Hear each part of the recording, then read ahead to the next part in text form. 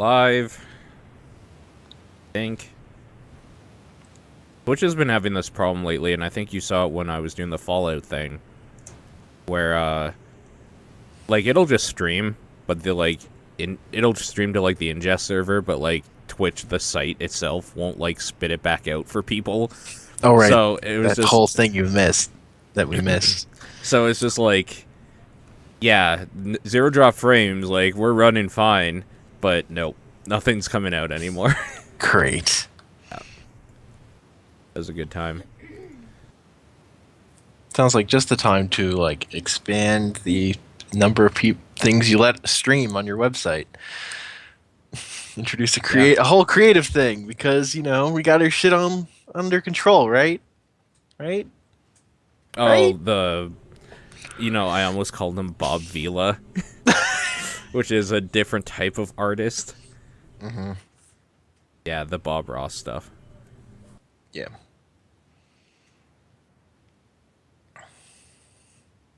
If they want to bring back Justin TV, just bring back Justin TV. I don't get it. I would actually love it if they did. Because, like, there is a lot of really great content that people can do online and, like, show to people. Mm-hmm. I don't think a game website has a place for that stuff, just at all. Especially when they were so adamant for the first couple years of them being around that, like, if you're streaming something that isn't game related, you're just fucking banned. Yep. Like, I don't know. I remember a speedrunner who does the Mega Man games, Caleb Hart. Mm-hmm. He, like, did a stream where he was just, like, doing perler art, and, like, his channel got, like, kicked out or something, or shut down. Great. And it's like, what are you doing? And it was, like, perler art, at least of video game stuff, so there's something there, and now you can have Bob Ross just fucking chilling out every Monday, or whatever the hell they're doing, because, whatever, we don't have standards anymore. Nope. I don't know. I don't get it. I'm just mad about the hypocrisy, not about the fact that there's non-game content on the site. I love that there's non-game content on the site. I just hate that for, like, 2 or 3 years, if they caught you doing it, you would just be, like, executed, essentially. I mean, the really weird thing is, like, the stuff they're still adamant you not stream. Yeah. Like, there's, like, stuff in their contract, like, their user info. Like, don't stream, like, setting up furniture if it's not game related. Yeah. Like, things that aren't creative or something, I guess. You're still not supposed to stream on Twitch. They're obviously trying to still figure out where they fit in the internet landscape, because they are the biggest streaming site, so you can't just kind of limit that to only video games. Otherwise, you're losing a huge population of people. Yeah, you are, but you got to be the biggest because people like you focused video on games. Because like, you focused on a thing. Yeah. Like they were a thing that was they had Justin TV. It existed. It's not like this is a new idea. Oh. Actually, Twitch is the new idea. Justin TV was around for before that. Yes, Justin TV was pre-Twitch. I like Justin TV. It was okay. The layout of it was fucking terrible, but I mean, every site was at that point. Mm-hmm. Oh, what the hell was the other movie I told you I watched for Halloween? What were the movies we watched on Halloween? Follows and... Oh, right? Shit. What happened in it, or who was it? I can't remember anything of it.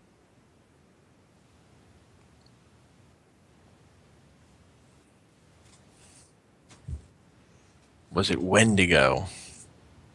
It wasn't Wendigo, no. Oh, right, I saw Pixels. I can put that on here. We can talk about Pixels. Pixels is actually the scariest movie I've ever seen. Well, it is a Happy Madison movie. Maybe I tweeted what pretty movie terrifying we watched. Alright, I wanted to actually have those. those screenshots of Yokai Watch I tweeted out. I want to have those pulled up so I can remember to reference all the important things. God, Halloween seems like years ago now.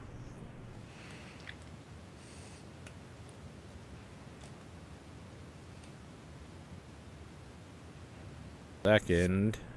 Right.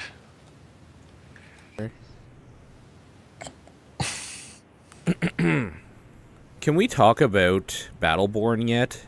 Or no? Are we ever going to be able to talk about Battleborn? There wasn't a date on that NDA. I think it just said, do not talk about the technical alpha. Yeah, it said, like, never talk about the technical alpha. I don't know.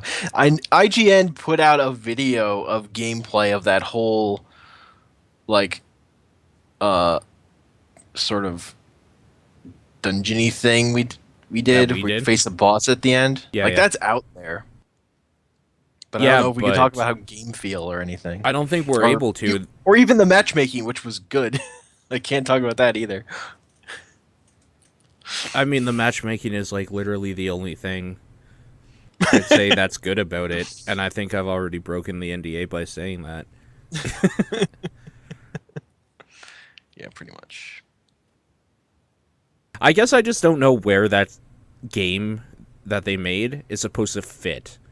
Because it's not a first-person shooter, like, really. I mean, it's a first-person shooter just from, like, how it plays your field of view and stuff like that. And it's not really, like, a full MOBA either.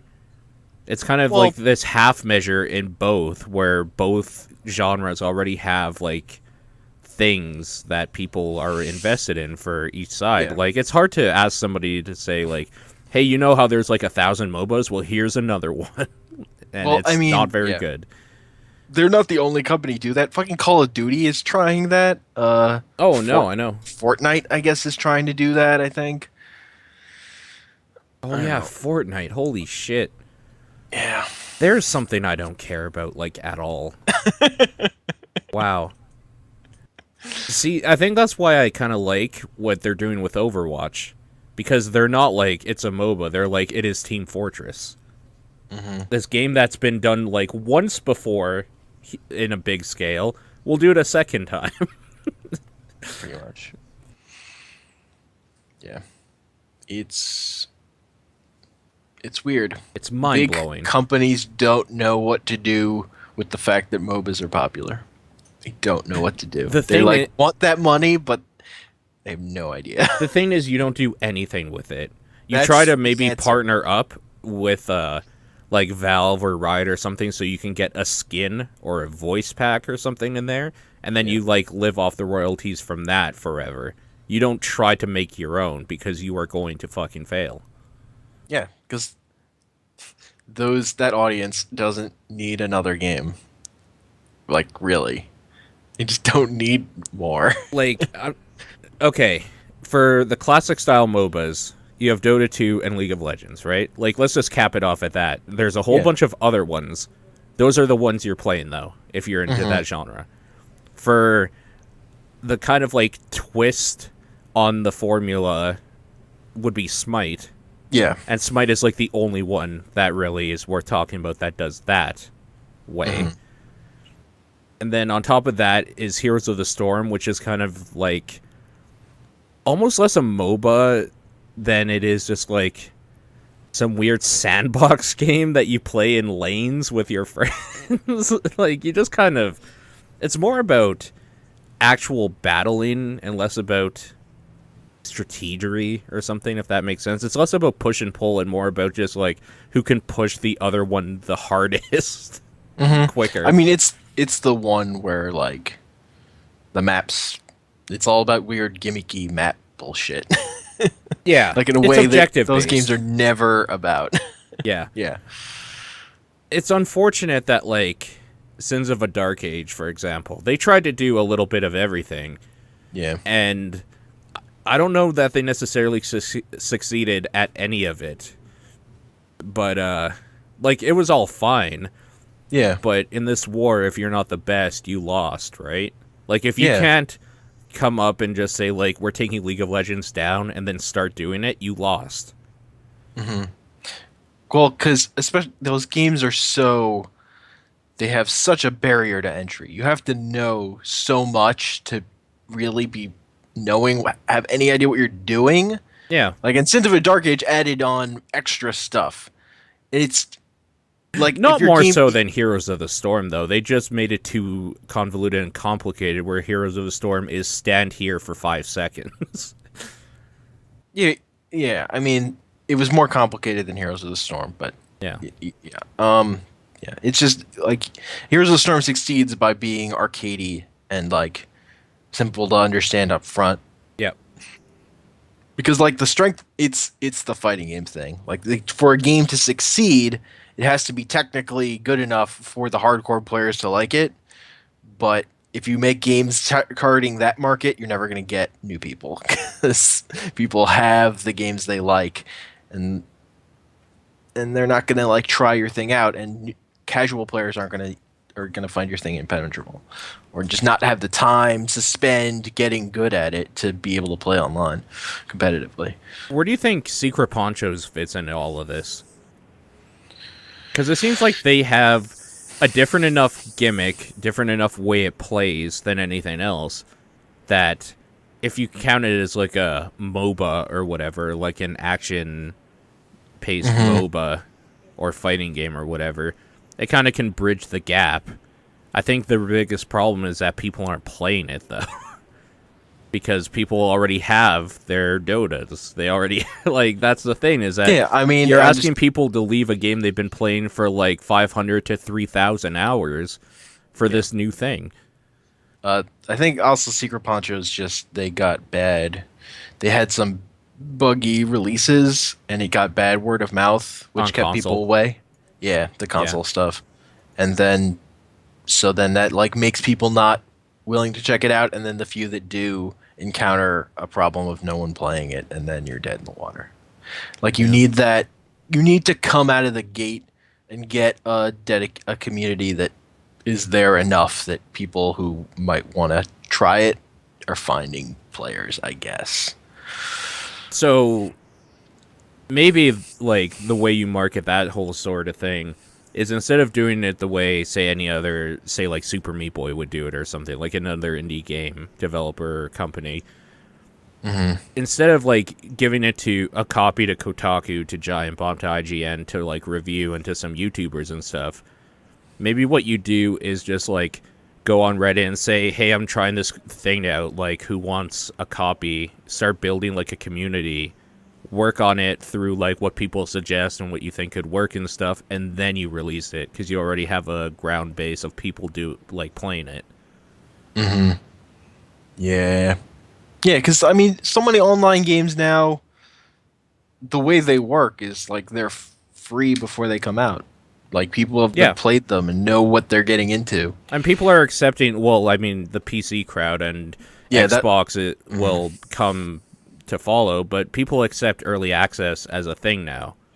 Yeah. Where it's just like, I could play this and it'll probably be garbage, but I don't know. There's the problem with early access is like if your word of mouth and impressions get bad in early access, that stigma can carry with you, I think. I don't know. I feel like the big threat of early access is people releasing their games before they're ready, whereas you need your game to be like good, but not like content complete. Like the way Curse of the Necrodancer did it. Yeah. Where it like played really good. It just didn't have as much, like there wasn't enough. It wasn't full yet, where they built it out later. But at least like it had the hook already installed. You have to still have the hook that will get people like, oh, this is a thing I should care about when it finally comes out or whatever. Speaking of things you should care about, welcome back to the Burning Barrel podcast. Hooray! Yeah, that was a long-winded intro topic, but like it honestly started with like, what should I add anything else to this list before we start? Hey, can we talk about Battleborn yet? And then inadvertently broke an NDA, probably. We didn't talk about it. Yeah. I was just saying my problem with it is I don't know what it's trying to be or where it wants to stand in this market. That's And I already didn't closed. know that before I played it. Yeah. Yeah. Yeah. I mean, like, anytime somebody says, like, we're releasing a, like, team-based multi-online battle arena, multiplayer online battle arena game or whatever, I'm just like, what are you trying to do? Like, automatically, because it's like, I already have 3 games I could go back to if I wanted to. Like, what are you doing differently that makes me care? Yeah. And the answer is always nothing new. Yeah. So, Like, even if those games are good, the amount of like emotional effort you have to put in, like the work you have to put in as a player to get stuff mhm. out of them is high. Like Dota takes like 100 hours before you really know what you're doing at all. Dota had a big step up though, where you can like form little community groups and lobbies. No, the thing Dota 2 did right was all the stuff around the game because they didn't really have to do anything with the game. They were just recreating a mod. Like they Yeah, were very faithful to the mod and they did everything right around that mod. but I mean, like, the thing that got me playing Dota was I like these, like, I like some guys in the Giant Bomb community. There's a Yeah. Giant Bomb, like, lobby group. Yeah, for I'll sure. just That was what did join it. that, and I consistently have some like-minded, decent people that I can play with at any time of the day, because it's like, if you're up late for whatever reason, you have people from the EU and outwards. If you're up at normal times, you have people all over, like, the Americas and stuff. So Yeah. yeah, I don't know. I don't get why every game doesn't have that. I guess it seems simple enough to do. Yeah. Maybe it's not. It's probably a lot of work. It's probably a lot of infrastructure. I guess, like, Valve does have the, hand up on owning the platform that it's on as Yeah. well. Like, I bet it would be way worse if they were building, like, Dota 2 for Origin or something. Whereas, like, Dawngate would have probably been great on Origin because it would have integrated stuff. This is why Ubisoft should never make a MOBA. Ever. Ever. This is why Steam should just, like, partner up with Google and take over the internet. They're, they're not that big. I mean, Who, League of Steam? Legends. Yeah, League of Legends is still basically bigger than Steam, right? For one game, Steam is a storefront for video gaming on PC. Yeah, but you look at like the number of people playing League of Legends compared to all the users on Steam. I don't think that's true because Steam is free. So, Yeah, but like, and League of still. Legends is free. I think the, like, drop off is, like, people won't use a free product if they're not playing it or doing something with their friends, and they can't do something with their friends if their friends are buying games and they're not. I think because of the worldwide audience, I think that's the big thing with League, the international audience. Also, like, cartoons, cartoony characters. People love cartoony characters. It's what made Warcraft, like, so lovable, kind of, and Yeah. terrifying at the same time. And like the ability for those games, cartoony graphics work when your computer's shit. Yeah. And I'm sure they're way better for, like, internet fidelity and bandwidth and stuff like that for servers. I mean, what from everything I've heard is League of Legends is much better optimized than like any big game out there, including Dota right now. Oh, yeah, I'm sure. They're also dirty. And they force you to buy heroes you want to play. Or wait for them. Dota just gives you everything. Dota just gives you everything. And that's the way every game should be. Because they still make money on it. Somehow. I know. Anyway. Yeah. Yeah. I've played a lot of Dota. I haven't played it in a while. Yeah, But- me neither. Yeah. The next thing I'm going to go back to is heroes. I'm not, like, I think Dota is gone for me. It's been so long. That game is completely different. I don't even know where I'd start again in that game. I mean, I'm definitely gonna go back and check out custom maps at some point when I'm in the mood. But I want to try that like TD Gem or whatever, the tower defense game. I'm sure there are gonna be a bunch of good TDs whenever that thing is fully filled out. Yeah. I'm just sort of waiting right now. There's no hurry in that. What do you think about card games though? I mean, I've fallen as deep as you can fall into card games before. It's happened. So Magic the Gathering. I have a closet. There are a lot of cards behind this door. There are a lot of cards behind that door. Oh, is that a closet? Yeah, that's a closet. I always thought books. that was a door to like the hallway, and how creepy it would be if somebody was just like opening it. It would be so, really creepy if someone came out of that door because it's a closet. like it would be actually creepier. Yeah, But like it would be way less likely.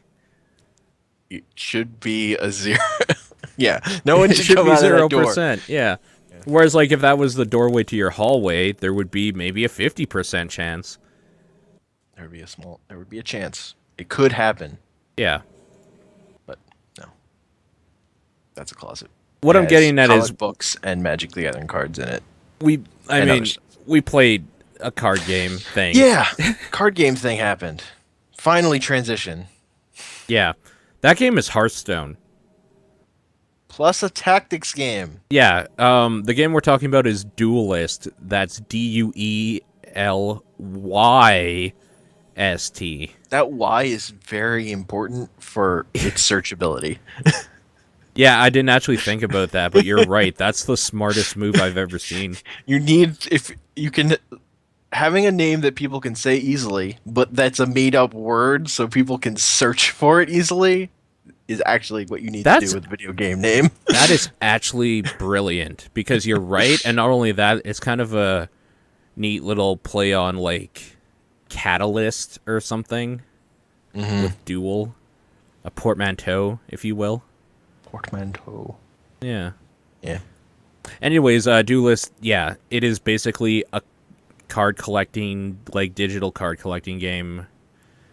And the way you battle is when you play a card, it spawns a minion or has an effect of some sort, and those minions, unlike Hearthstone where it's kind of on a flat board, they are on a 3D plane sort of thing. I would say like 2.5D, because it's not like full 3D or anything. Yeah, they're pixely graphics. Not Yeah. like retro pixely, but just like pixely. Yeah. And it becomes a tactics game. So the card game part is you strategically placing down what you want, or like what abilities you want to use or utilize.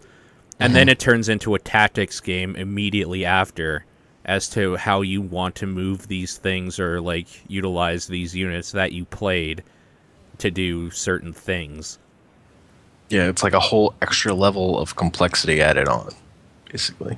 But they synergize really well, apparently, and it makes you wonder why this hasn't been done before now. I know.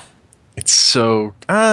This is something Blizzard would have done, honestly, if they had thought No, about it. this was like what I was thinking. It was like someone at Blizzard playing this game is like, "Yo, we gotta make this. We gotta put a mode into Hearthstone that is this thing. Why haven't we done this?" Why haven't they done this? That's a good question. Honestly, okay, this is what I've honestly always thought the problem with Blizzard has been, is that they have their team so focused on doing like one thing, they just can't think outside that box anymore. It's just like they have people dedicated to board meetings and like weekly get-togethers and probably drinking parties where all they do is like play video games and think. They have like a think tank. But like out of that, everybody just is like, okay, you're doing this part on this game for like the next 3 months until it's perfect. They can't think about like what their next big game should be. I'm sure they pay people to literally think about what their next big game should be. But then it makes you wonder, why haven't those people thought of this? Well, I mean, why didn't anybody thought about this? There have been tons. I mean, there was a there's a Yu-Gi-Oh thing that was sort of similar, Yeah. but that was like dungeon dice monsters, which involved dice, but it at least had the monsters on like a physical board that they traveled on. Like that at least was a thing that happened in that TV show, and I think there were video games. But that thing was bad. But it's really nice to see someone get it really right, because Yeah. this is the tactics game here is tight. It's like a Hmm. simple board. There's the smart positioning of like there's extra mana just to get you engaged in the battle. Like there are 3 points, Yep. and the one in the center is closer to the person that goes second. It's like, yeah, this is like a chess-like setup of just thinking about these opening moves and getting the thing moving.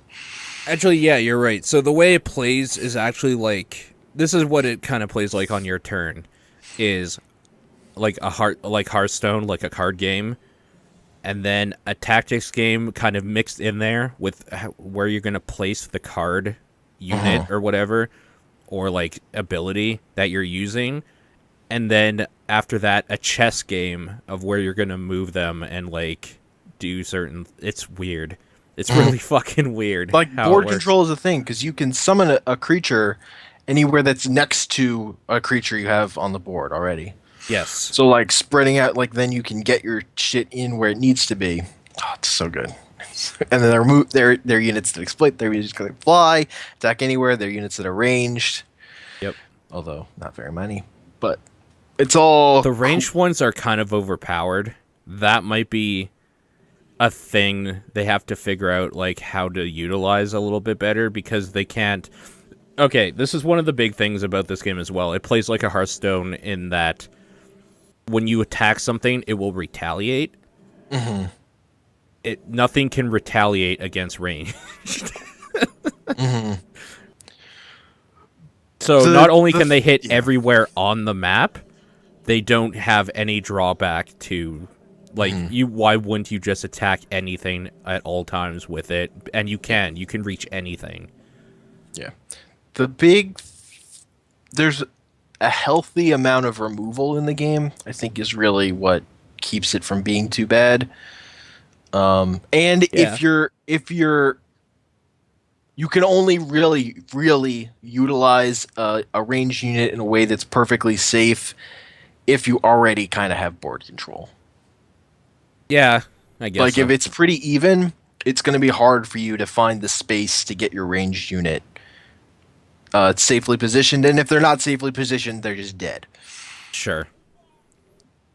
So there's those elements to it, and there's a good amount of rule. I also think it's key that you draw 2 cards every turn, and every turn you can cycle out one of your cards for something else, for something random.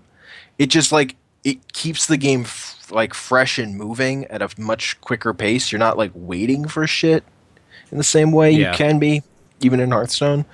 It also does the really smart thing of Hearthstone of you can queue up all your moves. So like there are animations involved, but you don't have to wait for them to play all the way out. You can just do the next thing. Like you Yeah. can tell a character to move and then attack before it's actually reached the place it's moving to. Which is fucking huge because that's like the big thing that makes like Hearthstone better than like digital versions of Magic.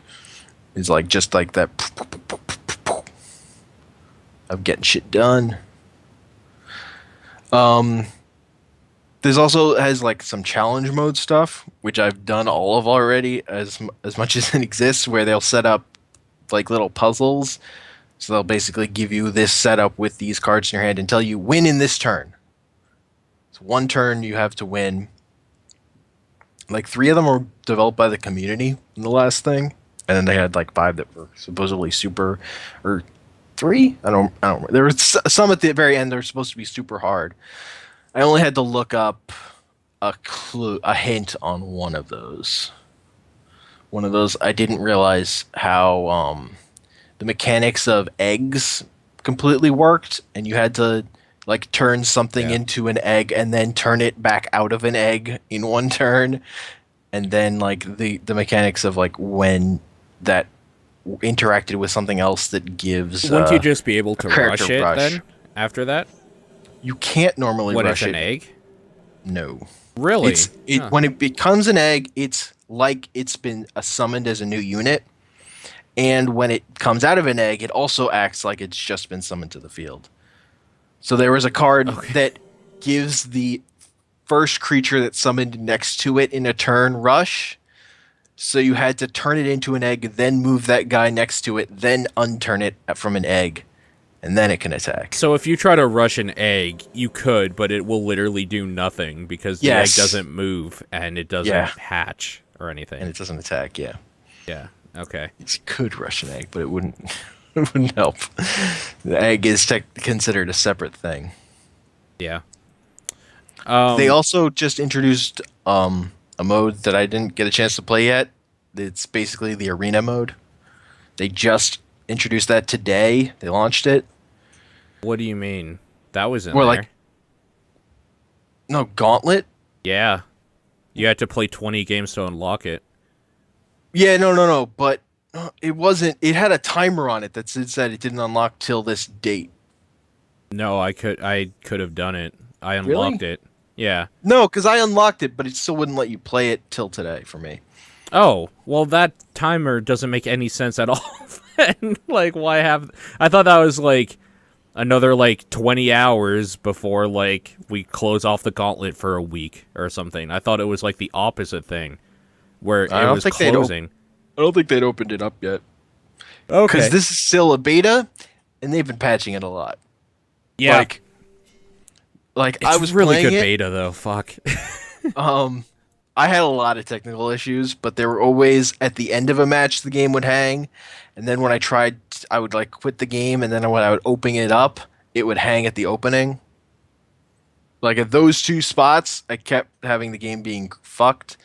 Sometimes a match would, I think this is a bug. I think a match wouldn't start, like my opponent would just quit. I think that was a matchmaking error, but they just gave you the win, so I didn't care. Oh, yeah. Like, oh, your opponent left. You get a win. I faced that like twice. It's really easy to lose connection or have an opponent lose connection to you somehow. Yeah. Their netcode's not very good. During games, I haven't had any issues. It's really been at like the beginning of games. Yeah. It's definitely been a thing. Like their matchmaking stuff. It's really bad. And they've for some reason. they were like patching it all the time I was playing. Like there's a little thing at the top that kept giving little updates about what they were doing. It's like, that's we're hilarious. patching it. It seems to be good now, but we're watching it. Oh no, actually it's fucked. Sorry. Like they had constant updates at the little pop up at the top of the screen, which was nice. That's and good. like its version. It went from version like 5 to version 5.7 or something. Oh, since like the last day. Like they've been patching it a lot. You want to know something great? What? You know who created this game? Oh. Veterans from Diablo 3 and Rogue Legacy. It definitely has a Blizzard sensibility to how it plays, for sure. I don't know where the Rogue Legacy thing comes in. Maybe just the coding or something. But like, yeah, it definitely has like Blizzard employee like streamlined sensibility, because you can pick it up and just kind of play the tutorials. There's 3 tutorials. As soon as you play through them, like you know that how to play that whole game. Basically. Yeah, I wish they let you move through it a little quicker and not like have to specifically do the action they're wanting to at the pace. But whatever. Yeah, I mean you have to look at it from like somebody who's never even played a card game before might pick it up or something or try it because it looks neat. So I guess I understand. Yeah, it was. I just found it a little annoying, but that's a minor complaint. Did you know that this was a Kickstarter project? I did not. 3,578 backers pledged $137,707 to help bring this project to life. Interesting. I'm trying to see how much... Their goal was 68,000, so they doubled it. Cool. Good for them. It's actually really good. But they've made a good thing. Like that's the best thing I can say. Like, oh, you know what? This actually will tell us what's coming. Do you want to know more about this game? Yes. Okay. So the game modes are going to be ranked draft, ranked normal, practice casual, and single player. Ranked draft. Each player forms their battle squad from the entire collection of units and spells available in the game in draft format. Each turn will last 90 seconds in a multiplayer head-to-head synchronous live game. Ranked normal, each player creates their own squad of units and spells from their own collection. This is what we're playing now, ranked normal. Practice casual, non-ranked play with no limit to the length of time for each turn. And submit your turn in asynchronous play. Example, play by mail. So I could do a turn and then go to work, come back and see if you've responded.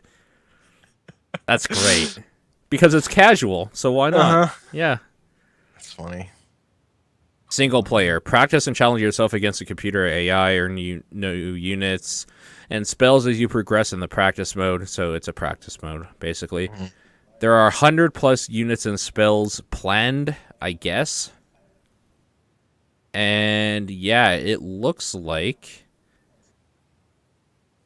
they started all of this off with pen and paper and grid paper and pens and dice and stuff. That's really interesting. I mean, that would probably be a great way to fucking playtest quickly and iterate really fast. You just wouldn't be able to do. I mean, I guess you could still do the random stuff with just dice rolls, but so it's cool. Keith Lee is the team lead for the game and for this company or whatever, and he was the lead producer for Diablo 3 at Blizzard, and at Insomniac Games he was the lead game programmer. So he has Diablo 3, World of Warcraft, The Burning Crusade, Resistance, Ratchet, Deadlocked, Ratchet and Clank Up Your Arsenal, and Ratchet and Clank Going Commando on his resume. And then I don't really see any Ratchet and Clank. I don't see Ratchet and Clank either. And yeah, the lead artist is the Rogue Legacy dude. And the animator for Chasm and Deep Dungeons of Doom. Yeah, you know what? That's exactly right. That is exactly that art style. Okay. Makes sense. The thing I really want to do in that game, there's these like mech characters that are like, they summon 20% of mech thing, Mechazord or whatever it's called. Yeah, I think it's Mechazord, yeah. I want all those cards. I want a Mechazord deck. I know. Do that. So dumb. Oh, that's another thing. Like Hearthstone, there is a crafting mechanic, so you can craft cards for your deck that you want, if you want to. It also treats packs the same way Hearthstone does. Yeah, you can pay money, or you can get the in-game currency from just playing a bunch and doing dailies. I think there are, like, literally dailies in there. Yep. Like Hearthstone. Also, like Hearthstone, they have, like, classes, quote-unquote, like factions that you play. Yeah, they don't have as many as Hearthstone. They have 7. Yeah. Yeah. So, I like that. It gives a little flavor to what you're going to be playing against. That's what I really like about Hearthstone. Because, like, with Magic, if you, like, watch 2 people play or whatever, it's like, oh, I'm watching, like, Hank and me play. But, like, in Hearthstone, if we were playing, it's like I'm watching a paladin fight a rogue sort of thing. And there's kind of a preconceived notion of, like, what type of decks they might be running. So you kind of get the same thing here. Like, when I see Abyssian, I'm just like, well, I'm going to have to mulligan hard to make sure I'm able to kill a bunch of little garbage minions. Yeah, really, I mean, it makes that enforced, and that makes it easier for casual players. Like with Magic, at any high level, all those decks are branded on names.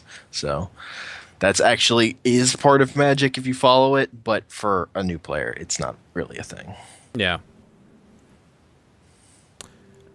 Who is your favorite faction?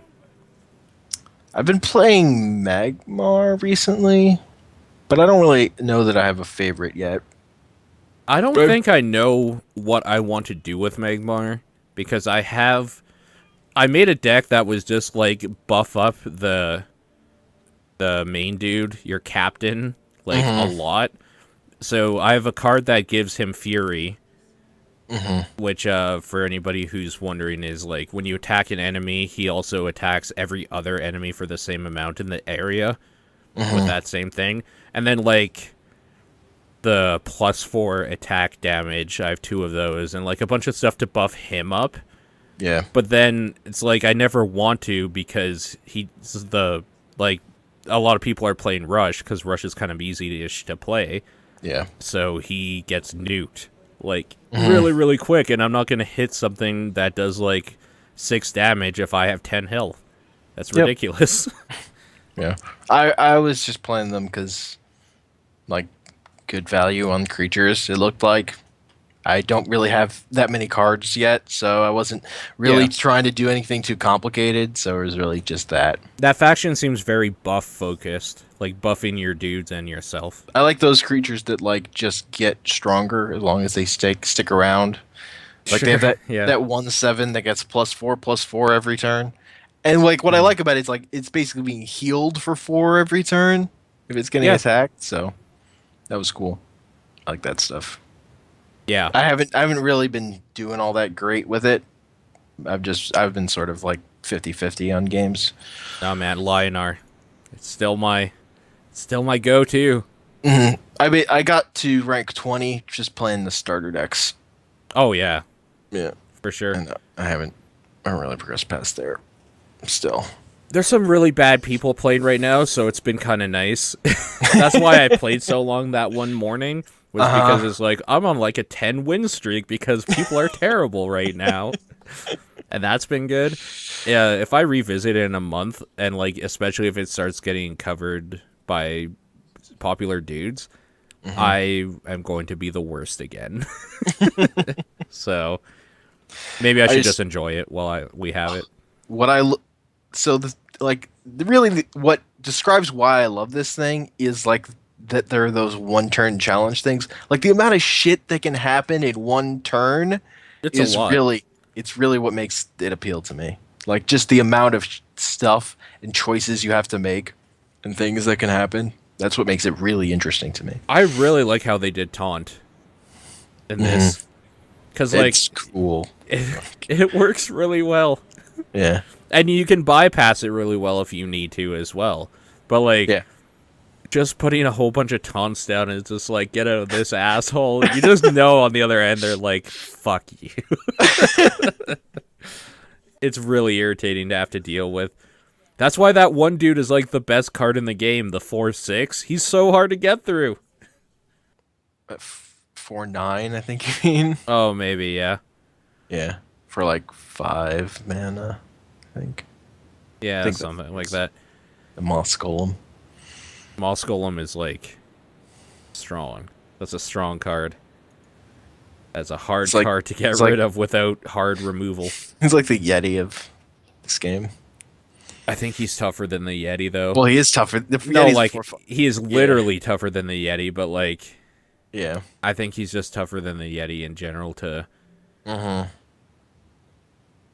the Yeti didn't require hard removal. I still have to try Songhai and Vanar or whatever. You like the Vitruvian cards for a while there. I like drawing cards, but then I kept having too many games where I'd drawn my entire deck and I still hadn't won. Fuck. I was drawing too much, and that was with the starter deck. Like I hadn't even built a deck around drawing cards. This is on Steam Greenlight. Interesting. This game is fucking old. The Kickstarter was ended on April 9th, 2014. That's not that old for a Kickstarter.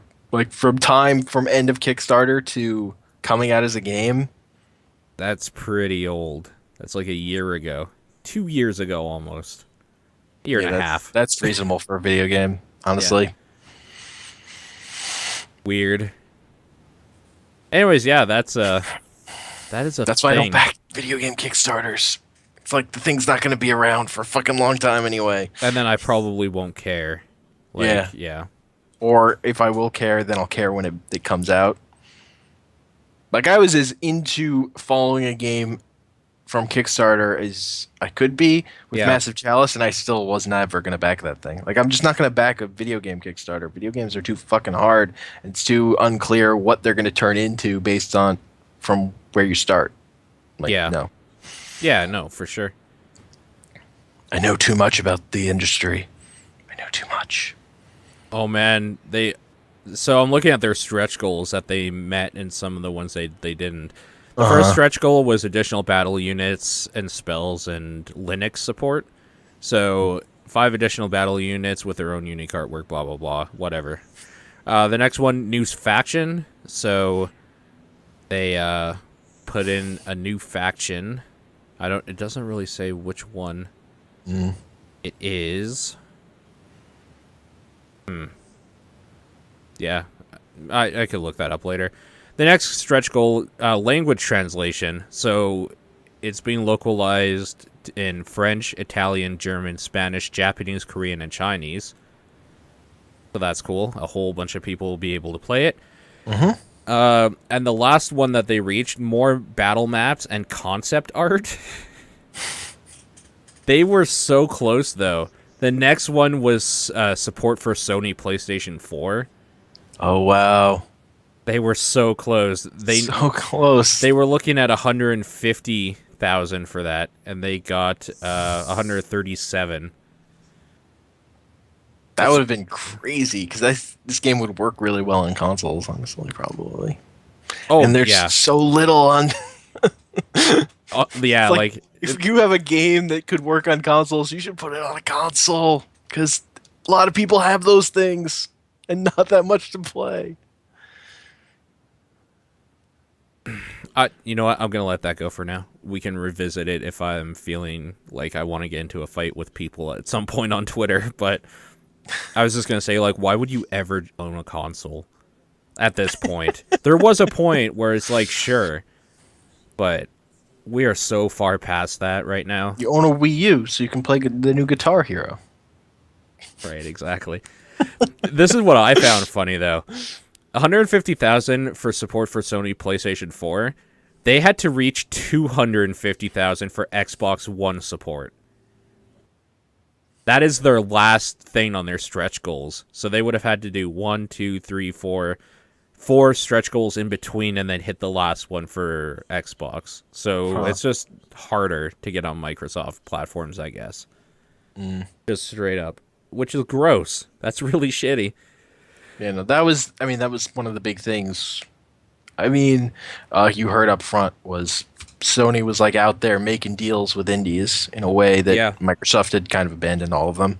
Like, they kind of got back into it a bit, but it just sounds like Sony has like that infrastructure in place for talking to indies. For sure. Which they need to do, because they're not making any games of their own. Yeah, no, it's true. They're too busy about porting everything and making Game of the Year editions. Like, fuck off. Anyways, Sony PlayStation 4, 150,000 support. 160,000 support, a short story compendium. Commissioned from some great sci-fi and fantasy writers to pen short story vignettes about the characters and the events in the world of Duelyst. That could have been nice, I guess. Yeah. That's a high price tag to commission some writers to write some bullshit about sci-fi fantasy, but whatever. 108. Yeah, I'm sure that shit costs money. 180,000. Awesome AI, machine learning specialist who will develop better AI to keep you challenged as you improve and train. The AI will learn and synthesize player trends and behaviors from top-ranked and equally matched players using the latest machine learning algorithms. That would have been cool. I just find it I find it interesting that they like could figure out what that would cost. Yeah. Oh, from what I'm to understand, these are basically like the commission would be the 160,000 to get some. They probably had specific people in mind that they wanted to write. The 180 sounds like they would have literally needed another programmer. Like it would have been his payroll, basically. Yeah. Because the next one up is 230,000. Mobile tablets, hire dedicated programmer to focus on iOS and Android. So, like, they would have hired a specific person. Yeah, and this game also would work on tablet. Because Hearthstone does. Yeah, it would have worked very well. I think it would have worked better than Hearthstone does because Hearthstone has too many frills and stuff, and this is pixel art and is a little simpler. Yeah. And 250,000 Microsoft Xbox One support. Now, the cool thing, though, is that reading the stretch goals here, you kind of get an idea that, like, if they actually make it and start making decent money, they're going to do these things, I'm sure. Like, these are things they want to add. So, like, the next thing up for them, it sounds like, if we go in priority order, would probably be PlayStation 4 support, which is great. That's smart. Whatever. Yeah. Like, I want this game to do good because I'm having fun with it. So more would be good. I just want really people like to this fucking think thing. about good ideas and then make them a thing. And I want people to be rewarded for that when they do it well. Yeah. Yeah, for sure. People should check out Duelyst, though. It is free to just download and play. So, yeah. It's a good time. Yeah. Tell me about Yokai Watch. Yokai Watch. So the thing I really like about the Yokai Watch demo, first of all, is that demo just goes, "Yo, you want some yokais? Let's go find yokais. Yokai." Like right off the bat, it doesn't tell you anything about the world. It just kicks you out. I hated that. I wanted to know about the world and like kind of where I fit in it. I like that for a demo. Of just like, I want to know what this thing is in terms of gameplay. It's like, okay, this is what it is. Okay. Yeah, sure. So, what the big thing about Yokai Watch, first of all, is that makes a lot of decisions like as a game for kids.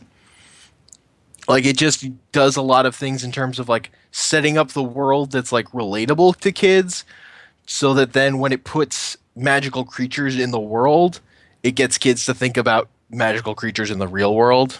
Sure, like Pokemon did. Yeah, but like even in a more extreme way, because it's more focused on like really relating to the real world, particularly Japanese kids, because it does I love how as soon as you run in, it just automatically takes your shoes off at the front door, and then your shoes are like there at the front door, and when you run out, they're just automatically put on. Like those little silly things, like it makes kids have to.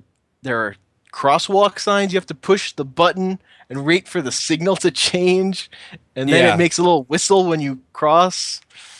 And if you don't do that, eventually a strong yokai comes and beats you up, like to punish you for not. Like it's good lessons for kids. Also, that game starts out with it's about kids comparing their bug collection. And like this kid is like saying, "Yeah, here's my sick ass bug collection," and then your character goes, "Oh yeah, well I have a cool bug collection too," and then you have to go out and find some bugs because you were totally lying. And then you find yokai instead. Yeah, and the kid goes, "I really just wanted some bugs." Yeah, stupid kids. That's how they would act. It's like, I think, Look, I really appreciate it, but I'm really just interested in finding some bugs. It's just so then you like meet you. He finds like a capsule machine in the forest, and then a ghost comes out of it and is like, "Hey, you should go catch yokai. Yokai are cool." And then you can go help people. Like the game is really about finding yokai to be helpful. Like it's about being a cool kid, and it's like partially about just collecting things. Like it's trying to ride that line. Like it is selling it as like, here, you're the first kid who found yokai, so now you could be on the bleeding edge of collecting the new hot thing before your friends find out about it. Wow. Like it's totally positioned that way. Great. The thing it does better than Pokemon off the bat is just it gives you a bunch of weird, cool creatures up front in a way Pokemon doesn't really.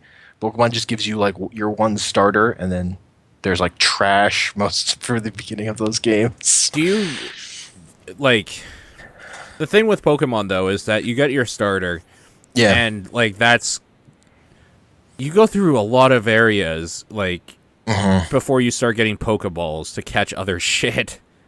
Yeah. You do like form a bond with like your starter. Like you actually care about it more than the other ones, and that's just like the psychological thing where it's like you spend more time with this one, and it's in your first slot. Like they really push that sort of thing. Whereas I feel that is not really there with Yokai Watch from the demo point of view. No, I mean, Yokai Watch sets you up with just, here are 6 yokai. You have 6 yokai now, basically, at the start. The thing that Yokai does well is, like, shit popping off all the time. Like, it's very stimulating up front, whereas I do think, in a way, Pokemon totally isn't.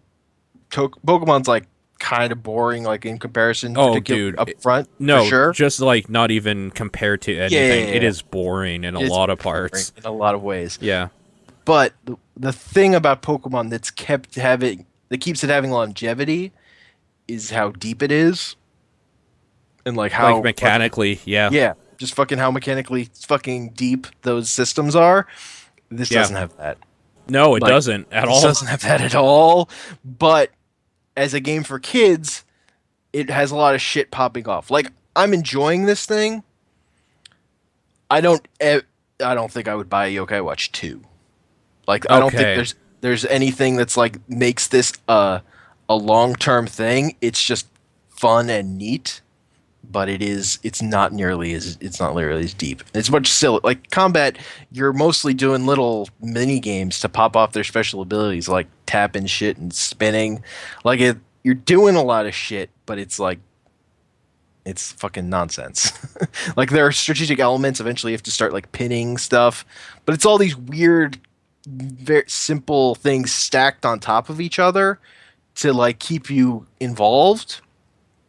But there's not very much strategy. There is strategy in terms of like building your team, and there are type advantages and stuff, but it's just not anywhere near as deep as Pokemon. It's just much more exciting and stimulating up front. And those monsters look cool. Those creatures are weird and have, they are like stories. Like you meet a ghost cat who's like constantly jumping at trucks trying to punch them because he was run over by a truck. Probably because he tried to punch it. Yeah, so he's like very sad that he's always defeated by trucks. There's like the story elements in this. I also like because they're ghosts. Like there's a reality to this in terms of story. It's like, oh no, my parents are fighting. Like the reality of seeing that. But then there's a magical ghost that you can go defeat eventually when you're strong enough, and then your parents won't fight anymore. It's weird, but it is like trying to deal with issues that relate to kids instead of just saying, go out and be the best. Like no one ever was. Exactly. Yeah. Also, there's a cheesy theme song at the beginning of this game. Okay, it just made me think if Pokemon had put the fucking theme song in the game, that would be the thing, man. The intro song to Pokemon is actually like fantastic though, and it always has been. So, yeah. Yeah, that first Pokemon theme song that they wrote out for like 80 episodes. Is there a Kappa in Yokai Watch? A Kappa? Yes. They're like a weird, like, frog thing. Like a child frog, scaly thing. Probably. I don't know that I've seen one yet. I think I had. I might have seen it. The only reason I ask is because if you played it on Twitch, you know that would just be like the one that everybody wants. Yeah. That's it. Okay. I have a ninja yokai, and I have like a cicada yokai. Okay. What's your ninja called? It's Dimmy is the name of it. Okay. Cool. Yeah. They're just dumb looking things. They're funny. It's just a thing. How much is this game? Is this a $40? I think so. Yeah, okay. Do you think it's worth like the full 3DS price thing? or is it just kind of a thing that like is pass upable, if, for lack of a better word? Like it depends how much like joy you get in like the novelty of this weird Japanese thing with these Japanese creatures, and you're like, oh, and like just like the fun of it really being kids in like really the real world, but just with these fantasy elements added in. Like, how much does that appeal to you? I think is really the thing.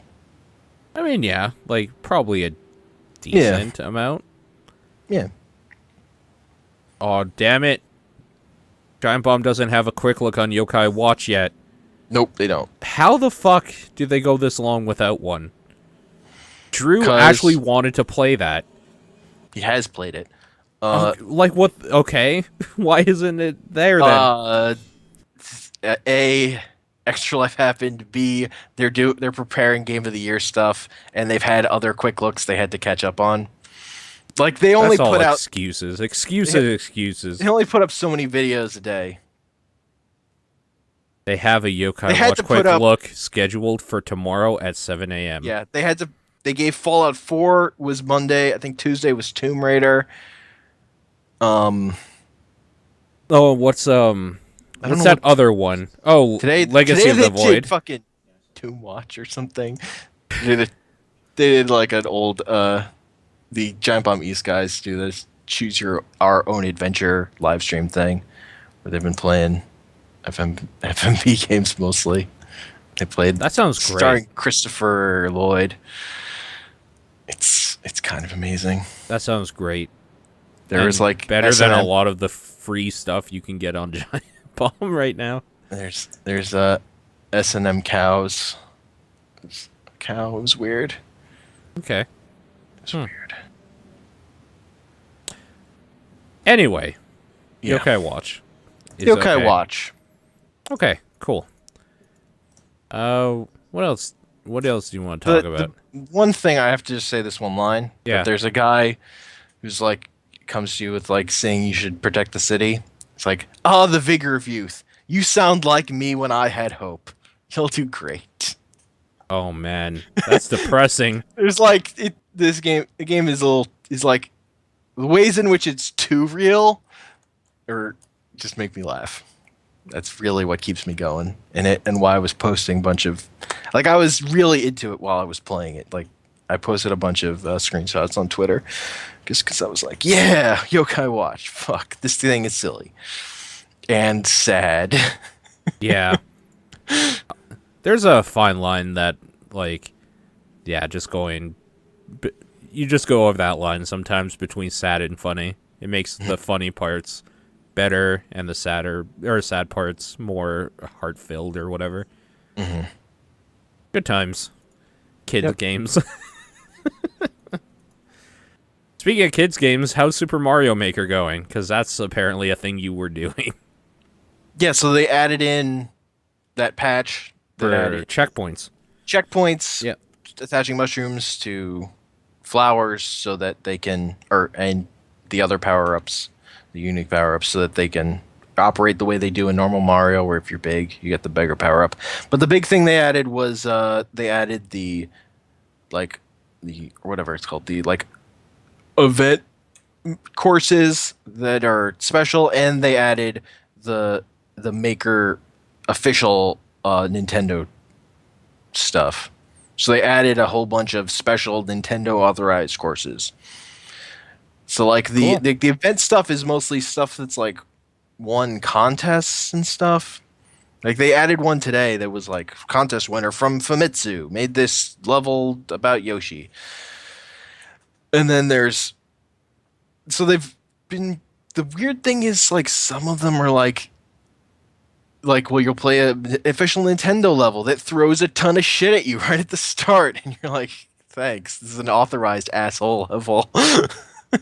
Great. So they're doing it now too. Some of their levels, yeah. Great. A bunch of the levels were just easy and simple and fun. There were like two of the official Nintendo ones, or no, two of the maps I would say were really hard, and like an interesting challenge. Like they were complicated, kind of like they the maker channel for Nintendo stuff isn't labeled by people. It's like labeled by, oh, here's the level Bowser made. Here's the level the fucking Parakeet made. Here's the level the Oh yeah. Eraser made. So The like, Eraser made a level that was all where all the objects were made to look like erasers. I mean, that makes sense, right? But it was Erasers very, always have the biggest ego. yeah. They were heavy music block level. It was a heavy music block level. Fuck. That sounds like a nightmare. Holy shit. It wasn't. The Bowser level was the hardest of the official Nintendo one stuff. You know That what? was the one I guess that makes sense. yeah. That was like you like jump up blocks to get a. That one also like had dead ends and you could do stuff wrong. Like just asshole stuff. Like you go through a door and it's like ha ha ha ha ha. You can't get through here yet. You have to jump on these bullets as they shoot up into the air, and then to get a mushroom to come back to spin jump through these blocks, but avoid the saws, and then hit a P switch, and then all the bullet bill cannons you're standing on fall, and you have to platform over them as they fall. And then as one is about to hit the lava, one of the shell guys gets shot out of a cannon with wings, and you have to jump onto him as another bullet bill falls, and then jump onto that bullet bill cannon, and then jump off that to get to the next area. Fuck that.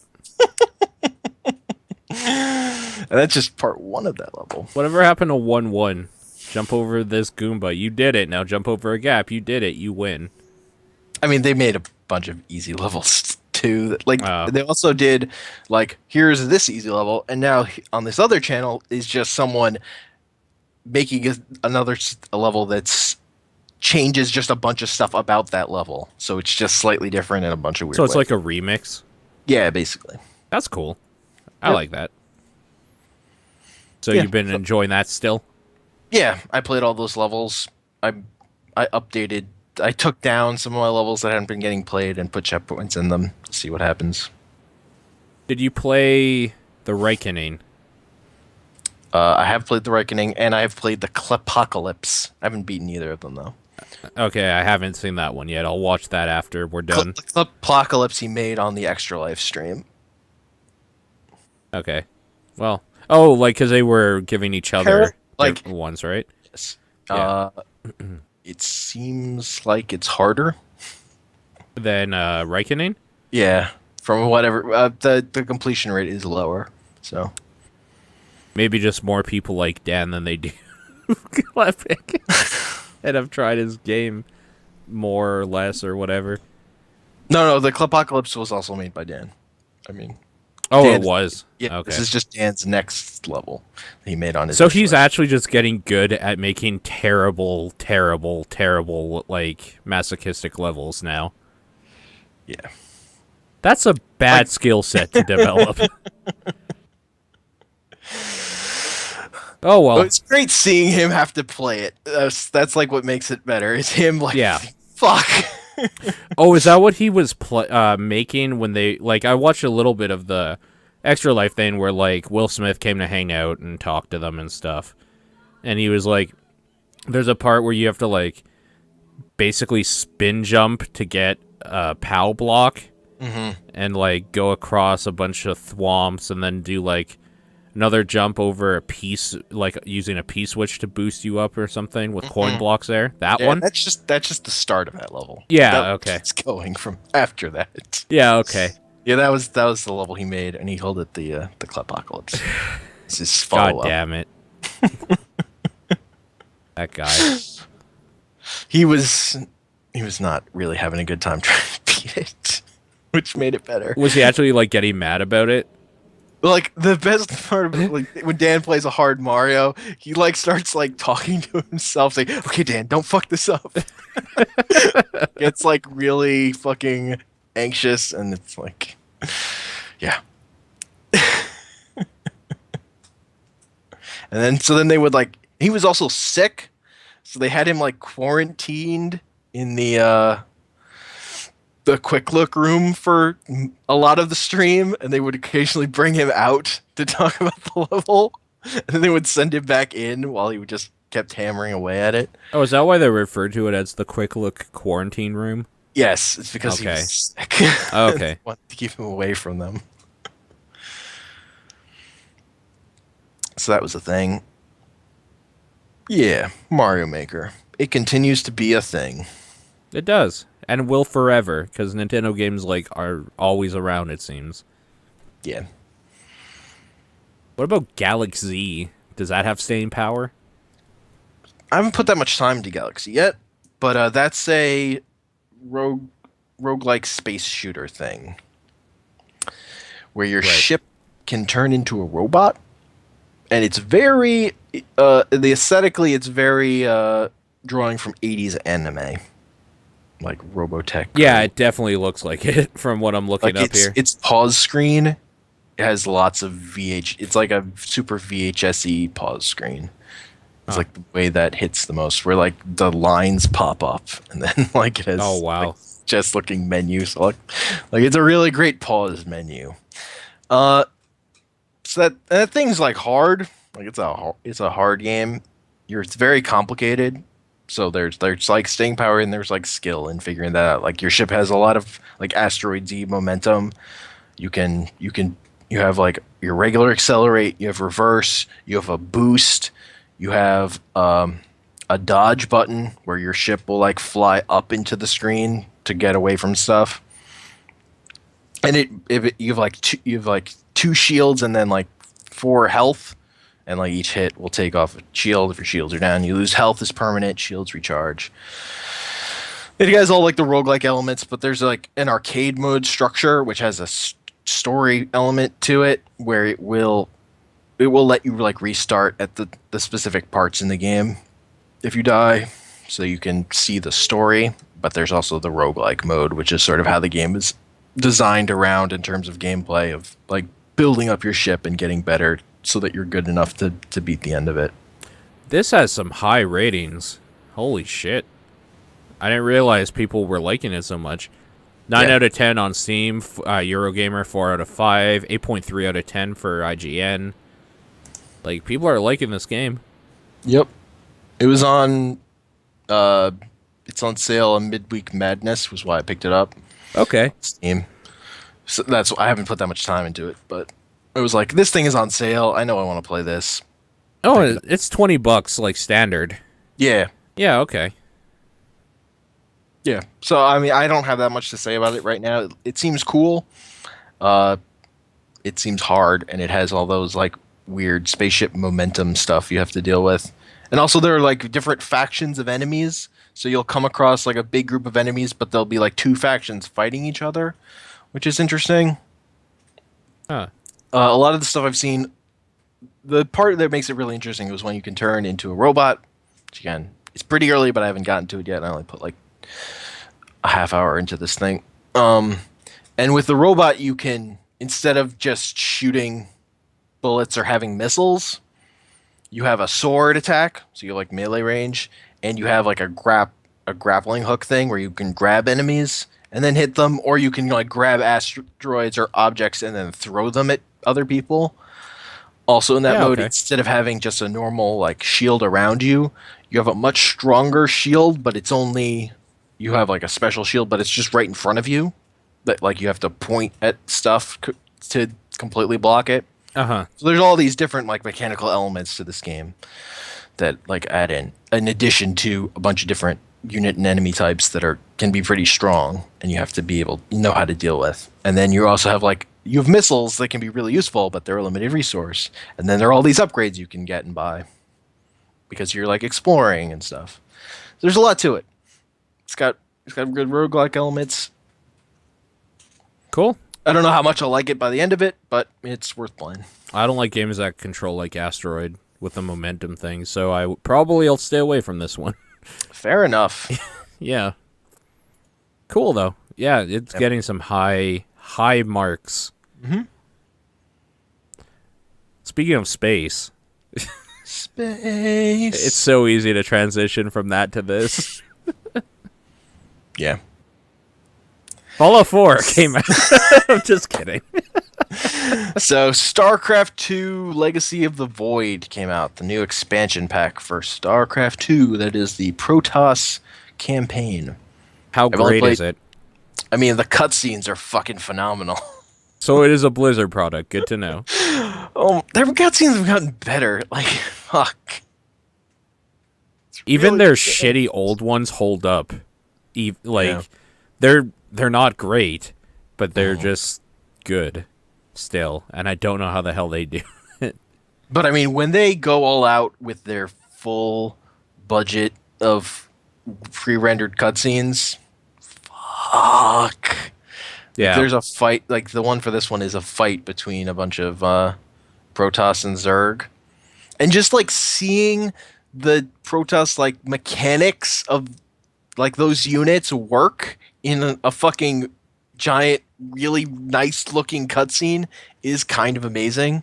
Like just seeing a probe like start to open that big fucking black hole because it's summoning a pylon, or seeing two archons like forming up into Yeah. a fucking. It just fucking looks cool, man. It just looks fucking rad. That's what I loved about that I think it was for Archon mode actually, with the two Templars like joining together to form an Archon. Yeah. And they're just like there's just like this cataclysmic cloud forming with like an electrical storm in it. And you're just like, Yeah. oh shit, here we go. Like you know what's gonna happen. Oh, it's so good. So good.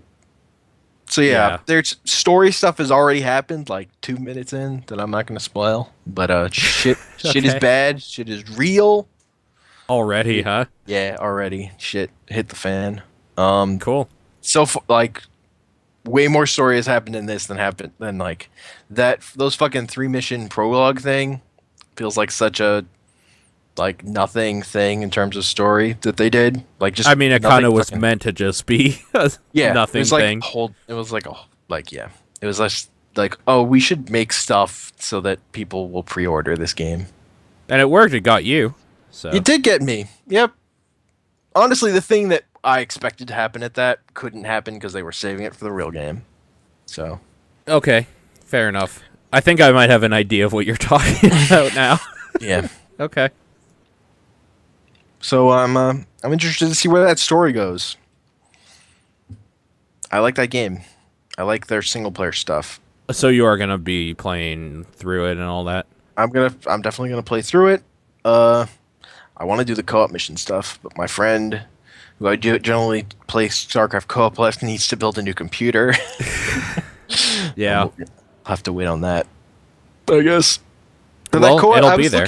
I was looking into that co-op stuff, and it seems cool. Like Yeah. you pick a commander unit that gives you all these weird abilities that then you unlock the more you play the commander, I guess. Like there's Yeah, Rainer. like you rank there's- up your commanders. Yeah. Yep. To then do, and just adding weird mechanics that they don't have to balance is what I like about the campaigns of StarCraft. So finding a way to do that you can experience with someone else is definitely good. Yeah, they did it. Yep. It seems cool. It seems like a good expansion. I'll have to play more of it, and I will. Cool.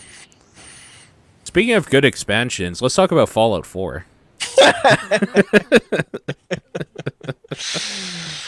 I think you mean Fallout 3 with better graphics plus mods people had already made, basically.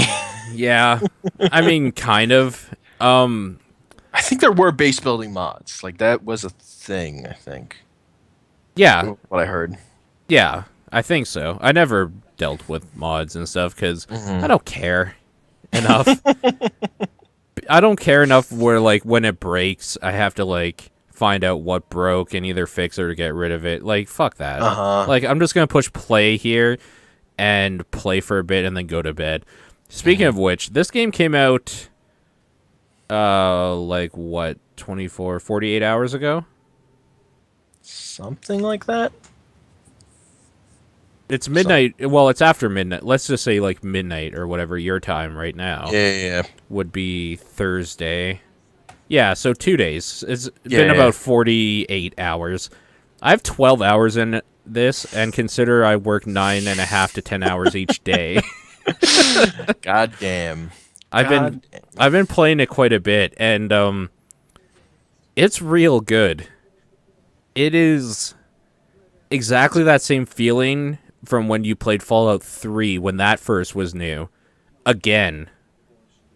So that's pretty impressive considering like I didn't have that feeling with New Vegas. It was like Fallout 3 again in like another area, but I wasn't like it wasn't this mind-blowing like I have to keep seeing more of this world. It was like this is fun and like I'll play it for a while and then put it down. This is like the Fallout 3 thing again where like I want to keep exploring, looking around, finding stuff, doing side missions and stuff and spend like 5 hours making a base. Basically, go scavenge a whole bunch of materials for steel so I can make a wall. So is it really the base building stuff that makes this one feel new again compared to New Vegas? No, what is the it? thing that really makes it feel new is it's way less buggy than any other Bethesda game I've ever seen already, which is huge. Like it's still buggy, of course, but it is less buggy than Bethesda games usually are. Considering they've added so many more elements to this game, that's really impressive. I was expecting this to be dead, basically. I even remember saying something like, when they were showing that stuff off at E3, just thinking to myself, like, oh, this is going to break so fucking bad. And no, it's been the most stable Bethesda game I think I've ever played. There's still problems with it, but, like, of course there are. The thing that makes it feel new is their VATS system no longer freezes enemies in place. They will keep slowly moving and stuff. It just kind of slows time down. So you can't just like use VATS as a pause menu anymore. You still have to kind of like make a decision if something's really close to you on the fly. And like if they're moving really fast or something, even if you have a high accuracy rating, it's very likely that when you go out of VATS or like accept that you're trying to like shoot their head at 70% or something, you're probably gonna miss because they're moving at you and like bobbing and stuff. So like mechanically from the combat and shooting standpoint, it feels better. That being said, it still feels shitty as a first-person shooter when you're not using VATS. Because they've all have. The VATS is kind of the way you play this game. The way this goes is you basically like go hiding or you're like sneaking or whatever. Then you line up a shot out of VATS, you take it, and then as they find out where you are, then you go into VATS and finish them off. And it's kind of still rings true now. It's the same thing, basically. Like, use VATS when you're in combat and like things are going kind of hairy. Otherwise, like you could probably line up shots decently with some decent scoped weapons and whatnot, and it'll be totally fine. There's a lot more faction stuff than before, which I like. Like you're doing quests for different factions and stuff like that, and it does make you feel like you're kind of spreading influence over a kind of derelict and shitty like landscape, which is kind of cool. That's where the base building thing comes in as well. Like you'll help out some settlers in an area and then they'll be like, okay, well, I guess we like the first faction you meet is called the Minutemen, and they're basically like from like the Fallout New Vegas, the like lawmen sort of thing or whatever. They're fighting for people, and they give you jobs like go help the settlers out over here. You do so, and then they're like, okay, we're gonna like support the Minutemen because they basically rescued us. And then that area opens up for you to build in as well, and you can build like little bases and stuff in that area, and that just kind of goes across the whole map. Like you can have a whole bunch of little places that are very close together. That map is huge though, and I don't know if I'm going to be able to finish that game in that way where I get everything. I feel like it's going to have the same thing that Fallout 3 had for me, that when like the ooh and ah for exploring is done, I'm just going to streamline the like 5 hours of actual campaign gameplay there is and then just finish it off. Yeah. The other thing are the weapon modifications make it that you want to take stuff all the time, and encumbrance is the worst now because it's actually hindering you from progression.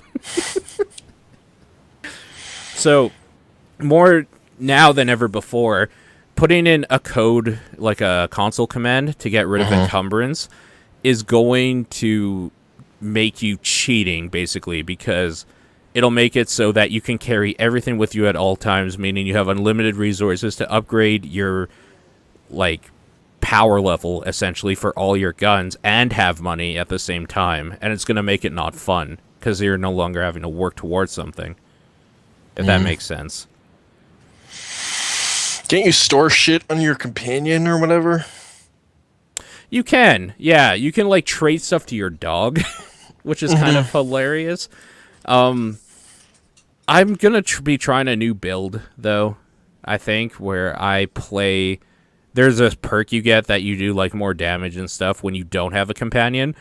I might try that out, because I've been getting a little pissed off with the dog being in literally every hallway or doorway I need to get through, and then trying to finagle your way through this physics wall, basically, that like is trying to path around you at the same time.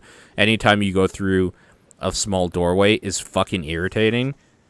Yeah. So I think I'm gonna try the like lone wolf perk or whatever and see if that's any better, but we'll see. As of right now, I'm just kind of having fun scavenging and exploring and doing some side missions here and there. I haven't touched my main mission since like the first or second hour of the game at all. Everything else has been like the side stuff, and it's been pretty great. But it is very much, if you liked Fallout 3, you will probably like Fallout 4. It plays very similarly with some additional things added on. So if you don't like those games, you probably won't care about Fallout 4. That's pretty much where I am. Yeah. Did you play Fallout 3? Not really. Like, to me, the jank of the world and the way, like, there were only, like, 5 voice actors in that game kind of just didn't... and, like, the way that the shooting was not really shooting. Yeah. It just didn't appeal. And those Bethesda games just don't really appeal to me. Like, the grind of getting loot and stuff only really has appealed to me in multiplayer games where there's, like, I feel like I'm working towards something that I would do with, I could put towards something else or something. Just experience with other people. And I don't get that out of single player games where that's the thing. If I'm playing an RPG, I'm playing it for the story, and I like more directed story, like the story from what I know of the Fallout games doesn't really interest me. Yeah. Like the way, okay, a lot of it seems flat, and it's all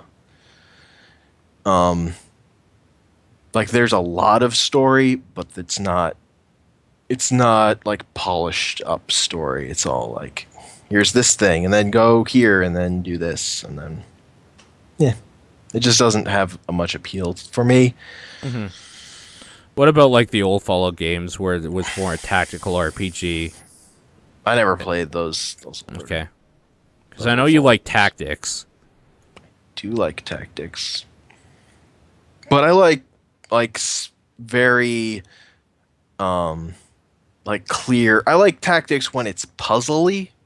Okay. Like when it's very the field is smaller and I know what I have, kind of thing. I don't know.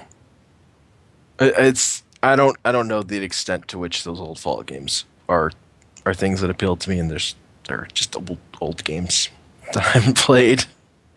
You have them though, right? They were like free. They were free on GOG at some point, so I definitely have all those old ones. Okay. Well, then you could play at some point if you ever get the itch. Yeah. Doesn't sound like you will. Those aesthetics also just don't do much for me. Is the other part. Okay. For whatever reason, it's just not my thing. Sure. I mean, that's a big game. I will probably have more to say about it when it starts actually breaking for me, because I'm sure it will. But I've heard there like really bad frame rate issues on console.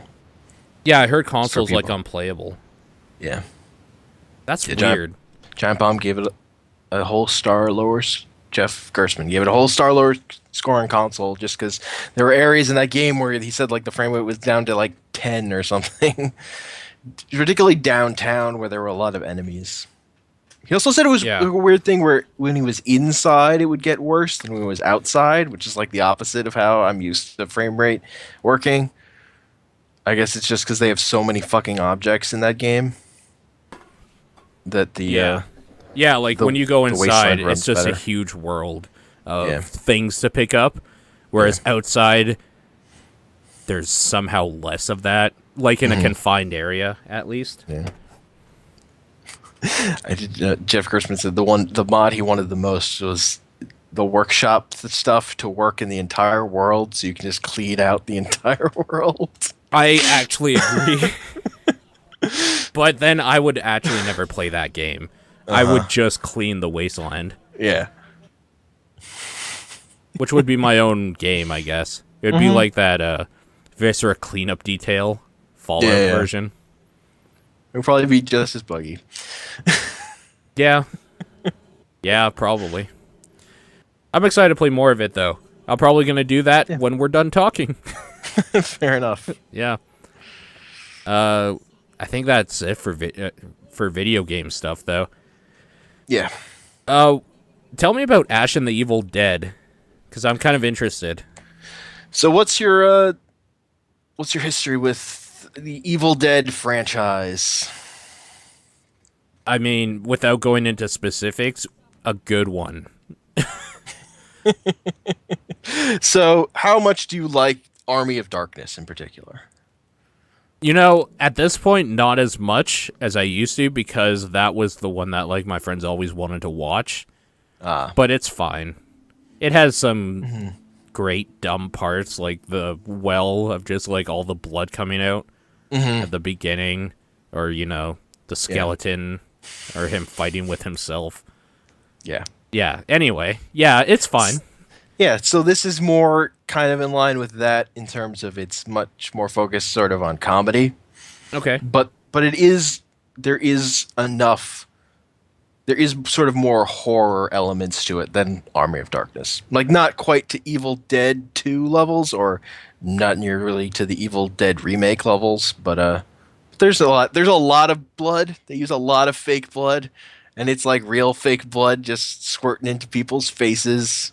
Good. Like the big thing about this, like in terms of on a production side, they did it right with like a lot of practical effects, and just seeing that stuff looks cool.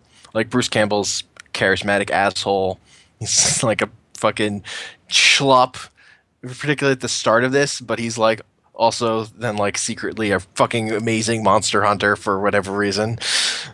It plays into all that. The writing's it's like almost good, but it feels a little weak. I'm not sure about it. I'm like 2 episodes in, but I've liked it enough to keep watching for sure. There's a really great. The first episode was better. That one was actually directed by Sam Raimi, which is like the way these kind of TV shows go that are based off a movie. Like the directors of the movie will like direct the first episode and then hand it off. So that's like expected. But there's like a great scene where these 2 cops go into this house and like they just find this woman, and then she like twists her fucking head around and starts walking at them backwards, and it's very like in like the rules when I'm thinking about it, it like feels like Call of Cthulhu in terms of just like random shit will like come alive and try to kill them in that room. The way like the evil works, and it will like possess people when they're weak or whatever. Sure. So it has that element to it. It's fun. It's like a follow-up. It's a follow-up to Evil Dead. It's like a next thing with Bruce Campbell's Evil Dead. The way that Evil Dead works when you have Ash around, who's this fucking who changes things because he's a fucking idiot monster hunter who's like steals the show basically. How long is each episode? I think the first episode like is an hour. I'm not sure the second episode was that long though. I don't remember. Let me check. Yeah, the second episode was 30 minutes. Okay. So. Okay. So. Yeah, it's probably it's airing on Stars, which is like a cable channel that a lot of people don't have. But I think the first episode they put up streaming for free. But beyond that, you have to. There are ways to find things on the internet. But if you don't have access to Stars, but yeah. I don't even know what that is, so yeah. It's a cable movie channel. They air in things. the States. Probably. I guess. I don't know. I don't even know. Yeah, okay. I don't know. Do you have it? My parents have it. Okay, so you've been actually watching it on TV, not like downloading it or something. Let's go with that. Yeah, It's just okay. convenience, man. Okay. Convenience. Okay, fair enough. So But it's I have, pretty like- good? Yeah, I enjoy it. You know, like for horror on TV, Okay, I have like yeah. nothing to fucking compare it to, man. Like Yeah. they go practical effects. It's like shit looks cool. Yeah. It's got Bruce Campbell in it. He's old and silly. Like it plays into the fact that Ash is old at this point. Like I mean, I guess you have to, right? It's Yeah. pretty obvious. it's like fake teeth. That's pretty good. I like that. He's an idiot. Like this whole thing starts because he gets high and like reads the fucking Book of the Dead to some girl because she likes fucking poetry. He likes poetry. That is actually a fantastic idea. I really like That's that. how it all. That's how it all kicks off. Okay, sure. That's pretty good. Yeah. I forgot to bring something up when we were talking about video games that I want to Sure. mention. I bought the Humble monthly bundle. Mm-hmm. Those games were announced last week. Mm-hmm. Those games are terrible. Not like quality of the games, Yeah. but About it's actually more games than I expected, but it's still completely in line with what I expected. what is it, like 6 or 7? Something like that. Yeah, I'll just bring it's 7, I guess. I'm looking at it right now. It says at the top. So okay, Humble do a lot of bundles, right? Like that is the thing they do. Humblebundle.com and all that. I think they probably feel like they should be that they're marketing to people who like their stuff already, their bundles. So this is like, we're going to give you another bundle sort of thing that you can buy, which is okay. The problem is that they give you every single game that's been on sale in the last year for like $3. Yeah. It exists for people who don't go out and find and look at sales for video games or buy their own games. Like it feels like that's who they're target. That's like that has to be the only person that this would make any sense for what it is. Like, Kind of. I'll just Like, if you quickly pay go attention over to what sales. All those games have been on sale really cheap. really cheap. I think somebody actually did the math on it, and it's like you're still saving money, obviously, because this is $12 for the month of bundles or whatever. Yeah. But like buying these all at the cheapest price, it would have been like $30. Each game has been like $2.50 to $3 at some point. So if you wanted any of them, you had more than enough opportunity to get any of them for real cheap. And even if like they did hit, like to pay them the $12 monthly for whatever games they would end up putting in there, like it only takes one bad month for that to fuck up. Like consider like of games that you just don't have an interest in playing. That's why I thought that they would come out harder on their first introductory month for people to maybe say, "Oh wow, this is amazing" or something. Let me read off to you what we have. Yeah. Saints Row the 4th came out in 2013 and has been on sales every fucking month. It's been free like for weekends many times. I own that game and I haven't even finished. Like I barely played 3. Besiege, which is like fair enough, it's a good game. It's also early access. So that is technically an unfinished product that you could get for cheap, but out of all of these, Besiege is the one I think like, yeah, that fits here. That is a good pull because it's recent. It's a thing that they will keep adding onto, so like it's an ongoing project sort of thing, and you can keep checking back in it and see what they add. And it's usually a pretty pricey game, like comparatively. Like it's never been $2. So that I felt, yeah, okay, that fits. Valkyria Chronicles from 2008. Well, it's only been on PC for a couple years, I think. Yeah, but anybody who cared played it on PlayStation 3 fucking 10 years ago. That's not entirely true because that game was not very popular and gained like weird word of mouth, and a bunch of people, but all the people who wanted that game bought it when it came out on PC. Like that happened already. Yeah. I still hold that nobody wanted it on PC anyway.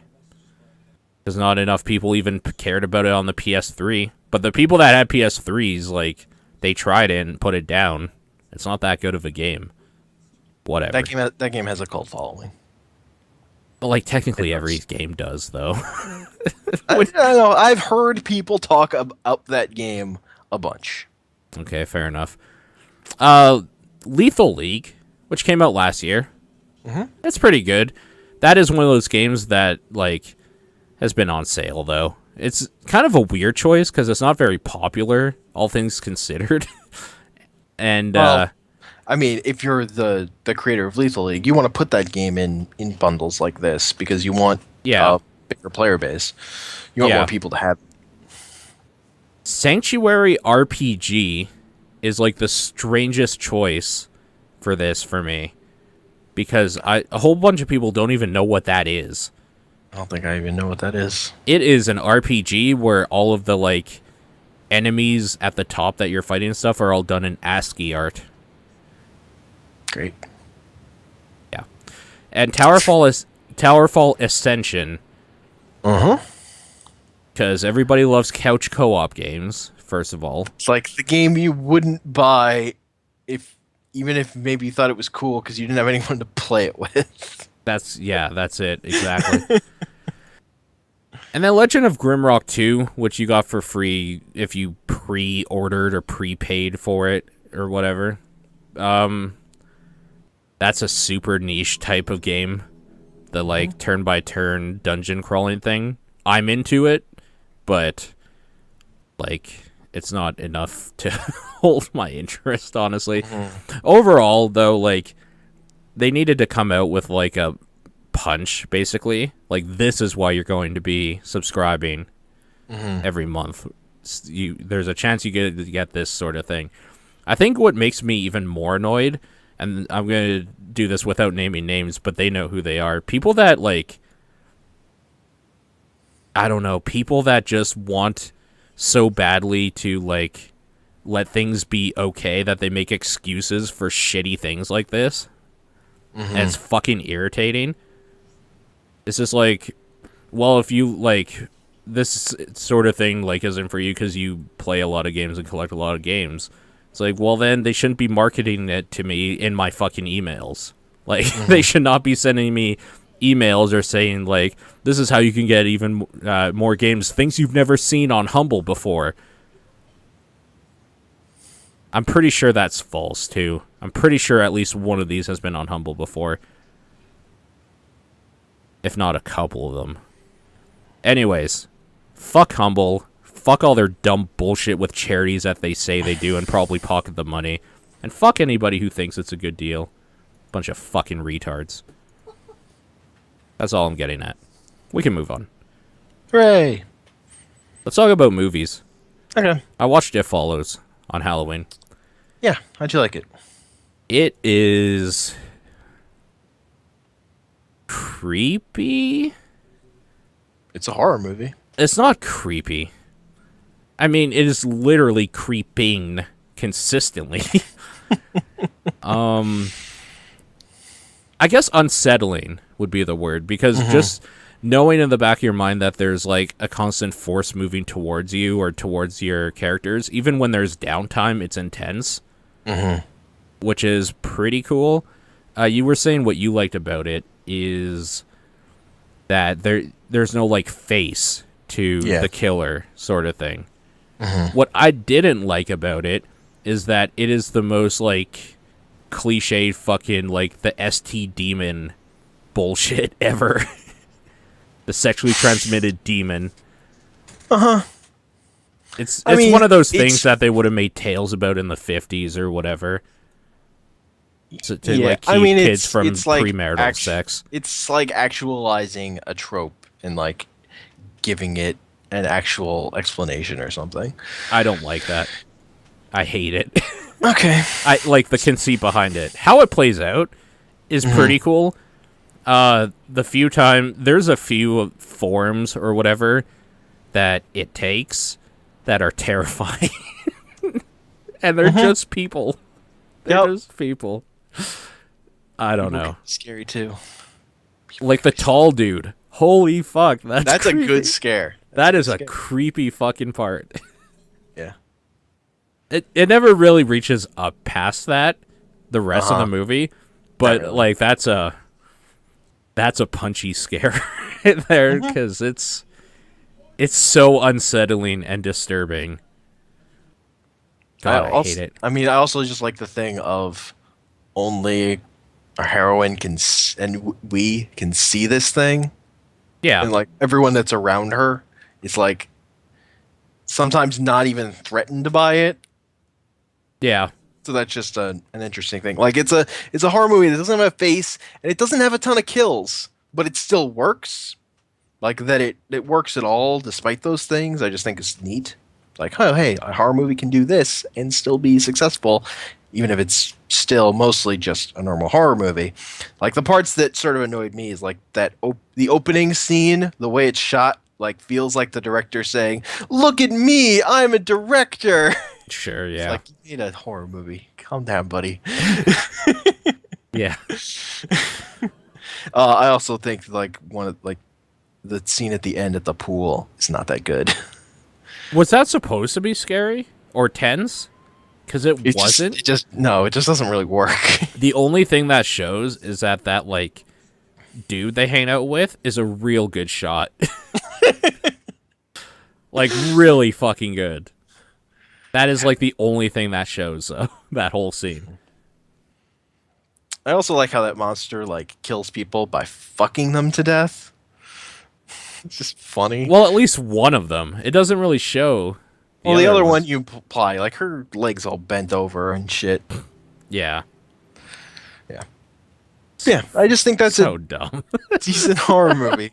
Yeah, like, it has some good stuff in it. If you're comparing it to like a Friday the 13th movie or something, like, yeah, it works. It actually works for the same reasons the first Friday the 13th movie works. Mm-hmm. Because you don't really see who the killer is. It's just kind of like a force almost. Like it's a person, obviously, and they unmask her at the end. Yeah.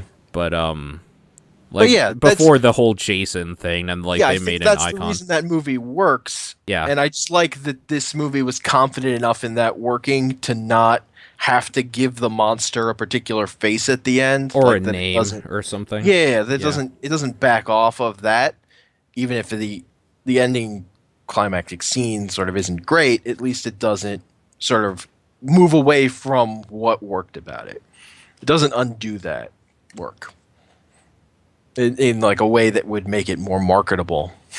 I'm trying to even remember how it ended. Oh, right, they're like walking. Yeah, they're walking and there's like someone behind them and you don't know. I mean, you do. because it's not gonna stop. But whatever. You don't know what happens, but you don't know if what that's it is. or if it's somewhere else. Maybe you were it the whole time because you are following them, watching them the whole time. Maybe you're in front of them a lot of the time. Maybe Look, it's not Evil Dead. The camera isn't trying to kill them. you don't know that. We are following them. It should be called We Follow. That could be the sequel. We Follow? Yeah, it's going to be We Follow, WII. Just a we shows up in lots of places. That'd be a great game, actually. It's basically Slender, only with a we. Yeah. Speaking of bad life choices, I saw Pixels. You willfully chose to watch a Happy Madison movie. How do you feel about that? Well, I mean, I didn't choose to. It was Okay. playing on the TV, and then I said, okay, and, like, let my computer and sat down to watch. Yeah. Okay. What do you want to know about that movie, if anything? I feel like I know what I want to know already. Like, if it's Like good or bad? Like, I've seen that. I saw that trailer too many times to ever be able to actually watch that movie myself. What trailer? I didn't even ever see the trailer for it. Yeah, because I go to a lot of movies, so I see trailers for comedies, like bad comedy trailers, seeing them over and over again when I didn't laugh the first time, and they get worse and worse and worse. Pixels wasn't the worst for that. I think Grudge Match was really bad for that. The Grudge Match trailer played for like over half a year before that movie came out. Did you go see it? No. I feel like I've seen that movie. I've watched that. I've probably watched that trailer as many times as like the run length of that movie, if not more. And it wasn't funny once. Also, I hate Kevin Hart. Like every trailer with Kevin Hart in it is not funny. Yeah. He's just not funny. And he keeps getting comedies, and I'm like, why? Yeah. I don't particularly like him either, There's honestly. that new movie with him and Ice Cube, the sequel, where they're like brother-in-laws now. And they're cops. And it, like, the trailer for that is structured the same way as like the 21 Jump Street movie trailers, which is just weird. But they're like, I don't find any of those movies funny. Those are the worst trailers to see over and over again. How do you feel about Kevin James if you don't like Kevin Hart? I've never seen anything with Kevin James in it that I liked. Okay, I was going to say, if you didn't add the that I liked, I was going to say, how have you not seen anything with him in it? He's been in a shitload of stuff. What have you I mostly seen? see him in terrible trailers. Okay. Like for that movie where he was a zookeeper, and they put in the trailer Yeah. a joke about how great Fridays was. Okay. It's like Yeah. it was an advertisement for that restaurant within the trailer. Okay. It wasn't even really a joke. It was just, is it as good as it seems? And he went, yeah. And then it shows them showing up to a gorilla. And then it shows them showing up at a Fridays. Like, Because that one scene paid for that whole film, probably. yeah. And they put it in the trailer. They put their product placement as the structure for their trailer. That's why. I hope they got a lot of money for that. Yeah, that's why. It That's paid how for that that whole movie- movie. Yeah. So I saw that movie. I saw what was important to that movie. What else have you seen? Paul Blart? I mean, I've seen the trailers for Paul Blart movies a bunch. I don't know that I've ever watched a full... I don't think I've ever watched a movie he starred in. How about Here Comes the Boom? No. Okay. I don't know if I've ever gone out and I've ever actually watched a movie. What about The King of Queens? I've seen like part of an episode. What about a part Hitch? of a couple? Have you seen Hitch? I don't think I watched Hitch. I don't think that happened. Okay. He's in a lot of shit. He's is in a what lot I'm of getting shit, at. and none of it appeals to me, and none of it looks funny. Okay, so you don't know how It's- you would feel if he was the president of the United States of America. All his comedies rely on it. You finding it really funny that he's fat. And it's not that funny. This Like one, okay, I will say, in this one's defense, Okay. it does not do that for him at Okay. all. Okay. Because there is another fat character you can make fun of. Nice. all these comedies are like fat people falling down. Yeah. He's the funniest thing. And it's just like I'm desensitized to it now. Where I'm like, you're just being mean. All Fuck you, movie. You're being all mean happy to fat people. all I also Happy don't get how Madison fat stuff people in laugh at general. stuff. Like, isn't like most of your audience fat? Probably. Yeah, probably. Like They're for just fucking for a movie called hateful. Pixels, Yeah. especially. Well, It just Pixels was feels- PG-13. Yes. So, But Happy Madison in particular always seems like really fucking hateful towards their audience. oh, Seems like they're actually hateful towards everything. They will make fun of every little thing that they can. Yes. Yeah. They're very hateful towards their audience. They're very particularly hateful towards women. Yeah, this is completely the same. Yeah. Yeah. Like I've seen enough Happy Madison movies with Adam Sandler. Like, he always treats his wife like garbage in these movies. I don't get it. Yeah. Really bad. Really bad. It's not funny. Even worse is he treats his audience watching the movie like garbage by making these things. Definitely treats his audience like garbage. He's So, on record as saying he only makes these movies for vacations. He like has no interest in comedies or making movies. He just likes getting paid vacations. Like he said that in he interviews. has a lot of movies coming up too still. Yeah. I mean, studios keep gonna give him money for. So, this movie is about a bunch of aliens waging war games on humans. It's the plot of that Futurama movie, basically, isn't it? That Futurama episode. It's actually based directly on 3D animation project that a dude worked on for college or something. Yeah. And but a lot of the stuff in the trailer, it's like, oh yeah, this is all specifically taken from one episode of Futurama where they had a bunch of video game characters invading Earth. Like even Donkey Kong was in that episode. Yeah. This is more like what's happening is they saw tapes of a world championship or something in from an arcade from the 80s, like the aliens did. And they saw this as a war on their kind or war games or whatever, so they're going to destroy the planet if they win 3 out of 3 games, and humanity will win if they win 3 out of 3 or whatever. They attack out of nowhere, so they automatically just win 2 what they call rounds or whatever. The first one, they just send a bunch of Galak-Z spaceships or whatever to destroy an army base. Another time they're destroying the Taj Mahal. I can't even remember with what, because who fucking cares. And then the last time, that's when they decide to get the help of old arcade gamers to save the world, of which Adam Sandler is the best that ever was. Of course. Yeah. Also, Peter Dinklage is in this. And that makes me actually hate him. I never want to see him in another thing ever again. Well, he got taken out of Destiny, so if you play that, you won't have to hear him in that anymore. He was totally replaced by Nolan North in that game. Which is hilarious. As he should be. Kevin James is the president of the United States. Mm-hmm. And when the aliens start attacking, he calls his old arcade buddy to show him that these look like the Galak-Z things, instead of putting out a State of the Nation address to the people to maybe stay calm and not riot.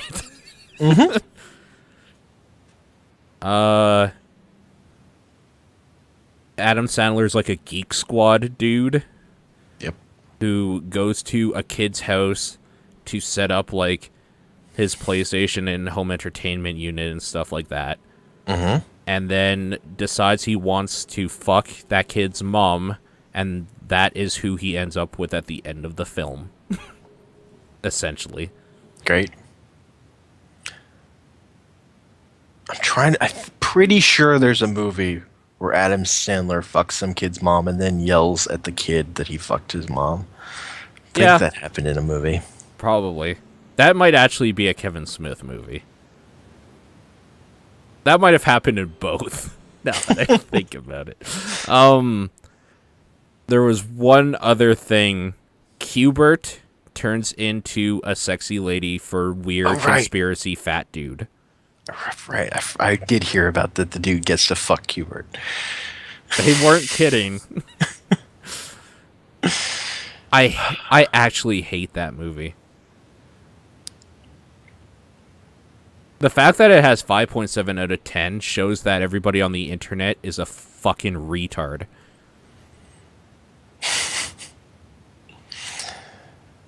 First post on the message boards for this on IMDb. Does this really deserve merely a 5.6? Yes, it's corny. It has cliches, and Josh Gad is annoying, but it's not like there's no redeeming qualities. Visual effects are great. Peter Dinklage is great. Chris Columbus really adds a certain charm. Should be 6.3, 6.6. That's hilarious. And then the next person says, I give it 7 out of 10. These people should be taken out onto the streets like the dogs they are and put down. They don't know. The most depressing thing I've heard about this movie is that kids really like it. Of course kids like it, though. It's glowy, big video game things. And then Adam Sandler acting like an idiot. Yeah. So it has everything in it to be like the movie that kids want to see for like a spectacle thing. Mm-hmm. I just wish that the thing that kids were liking wasn't such a hateful thing. Like we shouldn't hate what kids like. Is that what you're saying? No, that the things kids like shouldn't hate them. Okay. Yeah. Also, Happy Madison has a bad habit of just like wasting a shitload of money for their movie on like acquiring licenses for songs that they think are cool. Great. Like for one scene that's like the flashback scene of them as kids when they're in like the arcade championship thing or whatever. Mm-hmm. Queen's We Are the Champions is just playing because they have money. So why don't we get that song that everybody knows? Like Happy Madison having money. Like, yeah. I'm not happy about them making movies, but if they're going to make movies on the cheap that make just money for them to keep going that I never have to watch, yeah, like whatever. Like they just keep making grown-up sequels for fucking ever or whatever. But well, I mean, I would prefer that they don't do that either. Yeah, I know, but I would rather. What the problem with Pixels is like, then they got this budget to make this video game movie. Like, how did that happen? Who thought that was a good? What fucking dumbass studio execs that had the right to these video game characters allowed Happy Madison to make this movie? The fuck. Also, Serena Williams and Martha Stewart make a cameo in it, so like they got paid trucks of money. Mm-hmm. Like Surrender by Cheap Trick is just like the opening song because why not? Yeah. 80s. 80s. Sure. Okay. This message board comment makes me happy. Or forum post. It's entitled, Ye Gods, why is the rating going up? He's like, when it was 5.5, it was perfectly appropriate rating, reflecting exactly how I felt about this movie. Mediocre. Or whatever. And it's like, why is it going up? Do people now think it's great? So it should be like a 2. And Austin Walker of Giant Bomb went to see Pixels on Austin Walker's birthday. Yeah. Did a podcast on it. Oh, really? Yeah. Is it on Giant Bomb? Yes. Okay, I have to hear this. I think it's in their Presents feed. I think that's where it is. Yeah, okay. That's kind of where just their random bullshit goes, so. Yeah, they did. Yeah. And that's where they put interviews and stuff. Presents. Okay. Put a bunch of stuff there recently. Giant Bomb presents a chat with Jonathan Blow. Okay, that's not it, obviously. No, this was a while ago. So. Oh man, I'm never gonna find. I have to look for it later. That movie is terrible, and I actually hate you if you go and pay money to see it. Well, I didn't see it, so I saw it for free, at least.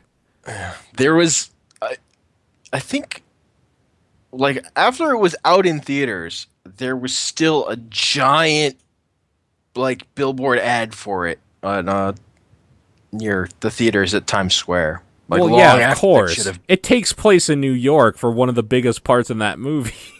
Of course. Yeah, but like the movie was like only playing there at that point. It was Oh. weird.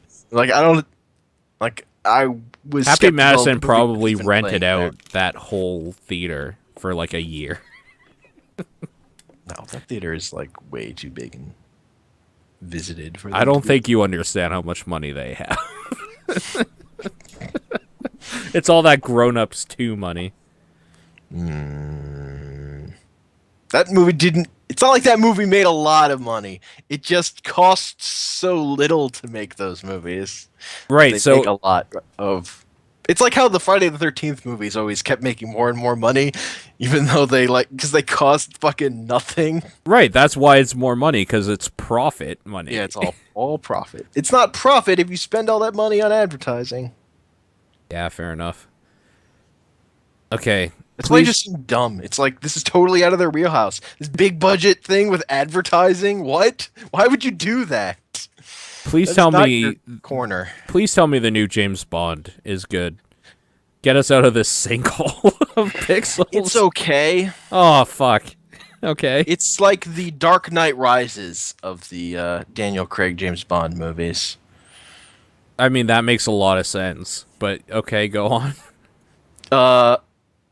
So my bigger issue is I enjoyed it okay, but coming out of it, I only had nitpicks. Like I don't know what I can say positive about it. It looks okay, but it doesn't look as good as Skyfall. Like for one, it has to compete with Skyfall sort of in your mind, and it's not as good. So that hurts it. The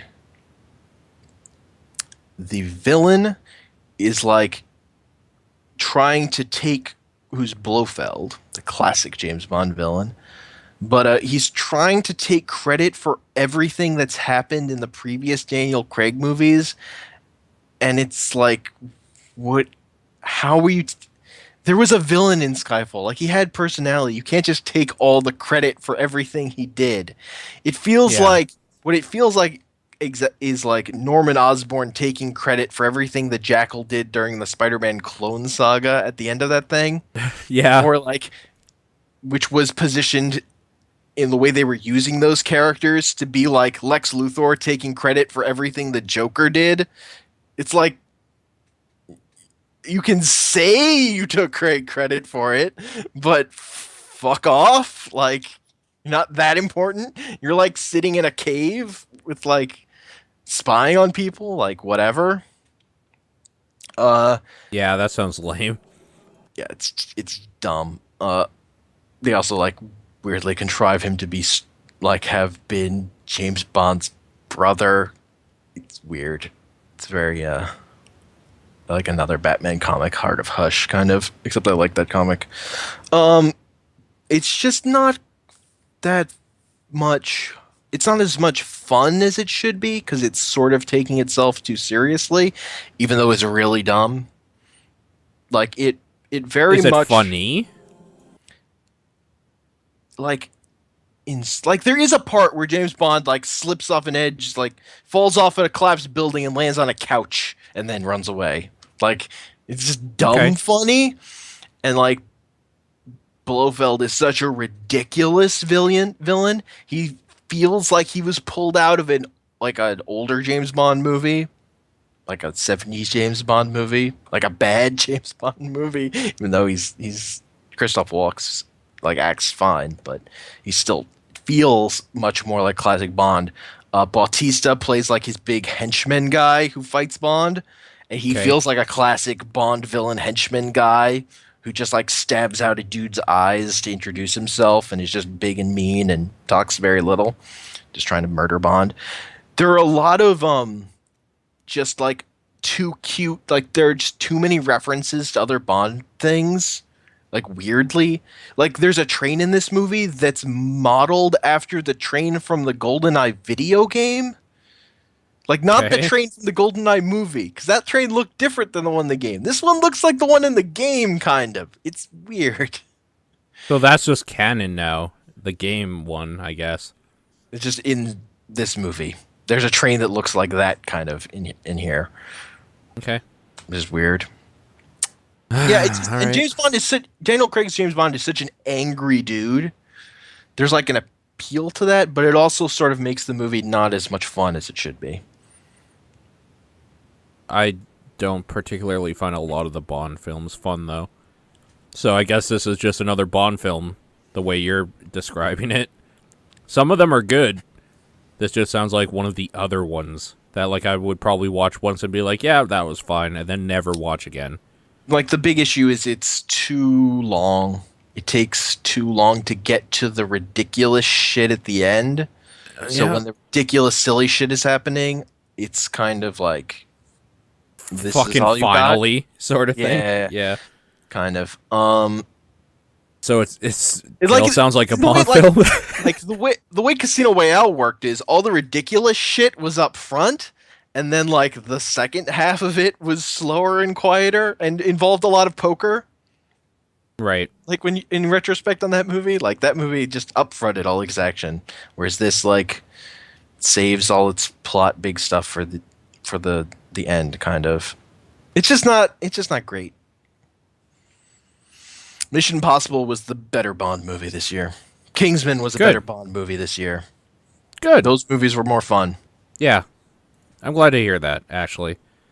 Bond needs to be taken down a peg. Those movies are way too popular for being mostly trash. Also, the Bond song this year is done by Sam Smith, and it's total garbage. It's really bad. It's an awful song. It sounds What's like your favorite he's- Bond song? I don't even know, man. I don't even know. Okay. I liked the Skyfall song actually a lot. I but, do too. I don't know what my favorite is. I think the Paul Live McCartney and Let one is Die really bad. is really good. The Paul McCartney one is really bad as a Bond song. Like that just doesn't fit It's at just all. a good song. It doesn't fit as a Bond theme at all. That's why I like it. Because Bond themes are terrible. I think the Madonna one's really bad too. Which one But I was don't that think- one? I don't even remember. I've listened to all of them and thought about this, but none of that is stuck with me at the moment. So I don't know. I also haven't seen a lot of Bond movies because You're I not generally missing anything. fall asleep to any of the ones that I would try to watch before the Pierce Brosnan ones. The only exception to that is Man with the Golden Gun, which is one of my favorite terrible movies. That movie is garbage and it's amazing. The Die Because it has Another Christopher Day Lee. was Madonna. Okay. Do you remember it now? It was like electronic. It was like, to die another day. It was so bad. There's no way that Sam Smith could be worse than that one. That's Just pretty sounds bad. like he's like a dude singing in the shower. Okay. It's like unself-aware, but not singing particularly great, and like with not any emotion behind it, and it just goes on and is really repetitive. This site ranked the Bond theme songs from worst to best, and Die Another Day by Madonna is the worst. Yeah, Let's see what the actual best is for them. Dr. No, James Bond theme by John Barry and Orchestra and Monty Norman. So the standard James Bond theme. feels like cheating. but Okay, whatever. the actual like licensed song thing Uh-huh. that they rank best is Skyfall by Adele. Okay. Sure. That song's pretty good. I enjoyed it. There's some yeah, there was some good songs actually. I Mm-hmm. forgot that Garbage did one of the themes. That's really good. Anyways, yeah, Mm-hmm. so Spectre sucks. Kind of. Kinda, yeah. Meh. Look, I didn't hate it. It was like fine, but it's not gonna be on my top 10. Do you already have a list started for your top 10? I write down every movie I see, and I not that long ago rank them. I'll probably change it. Like, it's hard ranking these movies, and how I feel about them changes a lot. So like, I look back. I've actually been ranking my movies just for my own personal taste for a couple like years now. I just decided one year, like as a New Year's resolution, I'm just gonna write down all the movies I see because I fucking forget everything I see. I was seeing a lot of movies. One year, I tried to write down every single movie I watched the entire year, including like things on TV. Yeah. Okay. And tried to rank those. Yeah. That became too much work for me to keep up with, though. Yeah. It was too emotionally stressful sometimes. It's like, I like too many of these movies. When I'm like watching old movies I just like. Do the same with video games? A lot of times I haven't played enough in a year that I have a list of 10 I'm super in love with, but for the TDP survey, I've come up with a list for myself. Oh, and nice. Just to when I listen to the Giant Bomb Game of the Year stuff and the TDP Game of the Year stuff, just like for my own, so I know where I'm at with stuff at the end of the year, just so I have a reference point. I like to do that. That reminds me that TDP thing is going to be starting real soon. Mm-hmm. Oh, fuck. I remember last year I filled it out and was like, fuck, I was like, all these games I haven't even played yet. That's why my actual lists ended up being different than what I submitted in a couple ways. Because I had like not touched Dragon Age at that point, which ended up being like top 3. Pretty sure. I don't remember. I'm pretty sure. I don't remember either. That is pretty something sure it was I could, top 3 for me. That is something I could actually look up. I think Gods Will Be Watching was my number 2. I know what my number 1 was. That was WoW. Yeah. Gods Will Be Watching. Boy, you just like to throw your vote away, don't you? The one that nobody else played ever that year. I love that game. You're the only person in the community that even knows what that game is, let alone has played it. The fucking free browser version of that was in my top 10 list the year before. I love that thing. It was okay. Yeah. Whatever. Fine. The year before was I cared about the community vote, which was Fire Emblem, and that won that year, so I felt okay about that. Like, the way the community vote goes is like if there was a Nintendo game and you liked it, it's probably the game of the year for that year. Yeah. Like, wasn't it like Smash or something last year? That's why I need anybody that listens to this right now to vote for PC games, for the love of God. Throw Nintendo off their stupid high horse. I have a list of 8 games. TDP fans like Nintendo games. Yeah. Fuck them. I like Nintendo games. Well, fuck you too. Nice. Nintendo games are okay. It really just depends on the game at this point. Yeah. So you can't say that like Nintendo makes a lot of games, and they make them for like every genre. You know what? Comet has a point. Undertale's probably going to be the one to take You're it right. this year. Actually, Undertale is going to win this year. Like, that's not actually a question. I would be surprised if something other than Undertale won, for how fucking fervent that fan base is. I should almost say that when we do the survey, put Undertale will be eliminated immediately. So any game but Undertale, and see what people vote. I mean, that is going to be the winner, though. Yeah. That game was okay. People love that thing. Except that ending. Dude, fuck that ending. I gotta still see the, like, quote-unquote full ending, or whatever. The good ending? The full good ending? Like, is that what it's called? It probably is. No, it's probably like True Pacifist or something. True Pacifist. Yeah, Actually, you know what? That sounds really familiar. I want to see what the community game of the year stuff was last year. Luckily, this is super easy to look at because we have it all here in a Pretty giant sure list. Smash Brothers won. Because I think you guys combined 3DS and Wii U Smash Brothers too. Yes, we did. You're right. So That's odd. I'm trying to see what the top non-Nintendo game was. Shovel Knight. Shovel Knight. That makes sense. And number 3. Just as a recap, listen to all these fucking Nintendo games on this top 10 list. Smash Bros, Mario Kart, like I'm going to count this, Bayonetta 2, Hyrule Warriors, Donkey Kong Country Tropical Freeze, and Kirby Triple Deluxe. That's fucking stupid. One of those games was in my top 10. That's 6 out of 10 from on one console/company. That's irritating. On the plus side, Binding of Isaac was actually on there. That was pretty good. That game is also pretty popular. Persona Q was on there somehow too. Well, I mean, that's on a Nintendo handheld. Okay, how do you explain this? South Park: The Stick of Truth. I mean, I know, I know why. No, because Oh. certain people did LPs of it. yeah, that makes sense. Like, people that the community follow. I don't mean certain people, like, I don't want to name them. I mean certain people, like, the people the community follow. And part of that, like, group.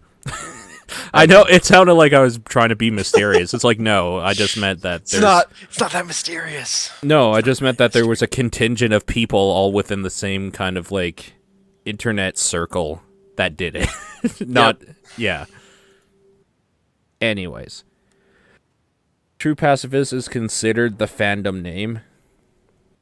What do people like in Undertale, Comet? Do they like the pacifist or do they like the genocide? Because whatever one they like, I'm going to say during the end of the year talks that the other one's the better way to go. Just to make sure I get enough people annoyed at me. I mean, the True Pacifist is considered the correct ending. Because I think the other ending actually screws up your game save file. Oh, good. Like, if you do that ending and then do the True Pacifist ending, there's like a stinger at the end that, nope, this wasn't a happy ending. Because you fucked up. Because you sold your soul. So you don't have a soul. Genocide for challenge. What makes killing things harder in that game?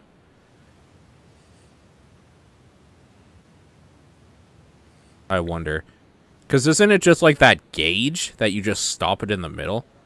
It's grinding and really hard bosses. What makes the bosses hard, though? Like, you have one attack. As opposed to, like, when you're having to dodge, like, 5 different ways that they can throw something at you. They're probably just, like sponges, and you have to, like, grind out. Oh, I see. So, bad gameplay. Gotcha. Probably. Gotcha. I mean, I don't really know. But that would be my assumption. That's what would make sense based on how that game works. You're right. It would. That would be no fun. I was told I could honestly just, like, watch somebody play through that run if I wanted to. At this point, probably. I mean, I think that's the way most people handle it, is they played through it and then watch other endings. Unless they're fucking crazy people who have to experience things over themselves because they're in love. Just because it's a game they love. Whatever. People can do what they want with their time. Like, watch Little Otik. Yeah! Back on track. Movie is great. Everyone should watch that movie. What's it even about again? I know you've told me before. So, it's sort of... The basic thing is it's sort of Little Shop of Horrors. Okay. Except instead of like a dude running a plant shop, it was a couple who wanted to have a baby very much, but they're both infertile. Yeah. So the So they husband grew like one or whatever, right? he like digs up a stump and starts looking at it, and like everything he's been seeing has like looked like a baby. Like he's been having hallucinations where he like cuts open a watermelon and he sees a baby inside it, and then like has to close it because he's just fucking going crazy. So he starts seeing the stump as a baby, and he like carves it into a child, and then his wife, as soon as she sees it, she like takes it to another level and starts like dressing it, and then he's like he has to God like damn talk it. her out of like just treating it like a normal child and going back to the city. So they concoct a plan where she like pretends to be pregnant so that then she can give birth to this thing. And God then damn it. there's all this other so then eventually, but once she does give birth to it, then it actually comes to life. And like you see a scene where the husband comes home to the cabin and he just sees her like breastfeeding it. Okay. Thing is like alive, and it has like the special effects are all like stop motion stuff. Yeah. It's really, Really, unsettling. really, yeah, it's like really unsettling. The guy who made it was really into stop motion and surrealism stuff. And then it gets meta because your perspective character really is this young girl who also lives in the same building as them, and she has a book of fairy tales, and one of the fairy tales is what this is the Swedish fairy tale this movie is based off of. Is it called Little Otik? It's Otekison, which like translates to Little Otik basically. It's like Okay. the same thing. But yeah, of so then and it's sort of like there's that like kids song about like a cat that like just keeps eating things. It's like, and I'll eat, and like lists all the things it's eaten and says, and I'll eat you too. Mom. So it's a story like that where he like eats his parents. Is that and then, Garfield? No, I forget. There's some kid's song that I remember as a kid that has like the same Okay. structure as the story. So he like eats things and then eats like the villagers and then he eats more things. But then he comes to the old woman and her cabbage patch and he eats all the cabbages. But the old woman takes her hoe and chops them open and then everything spills out.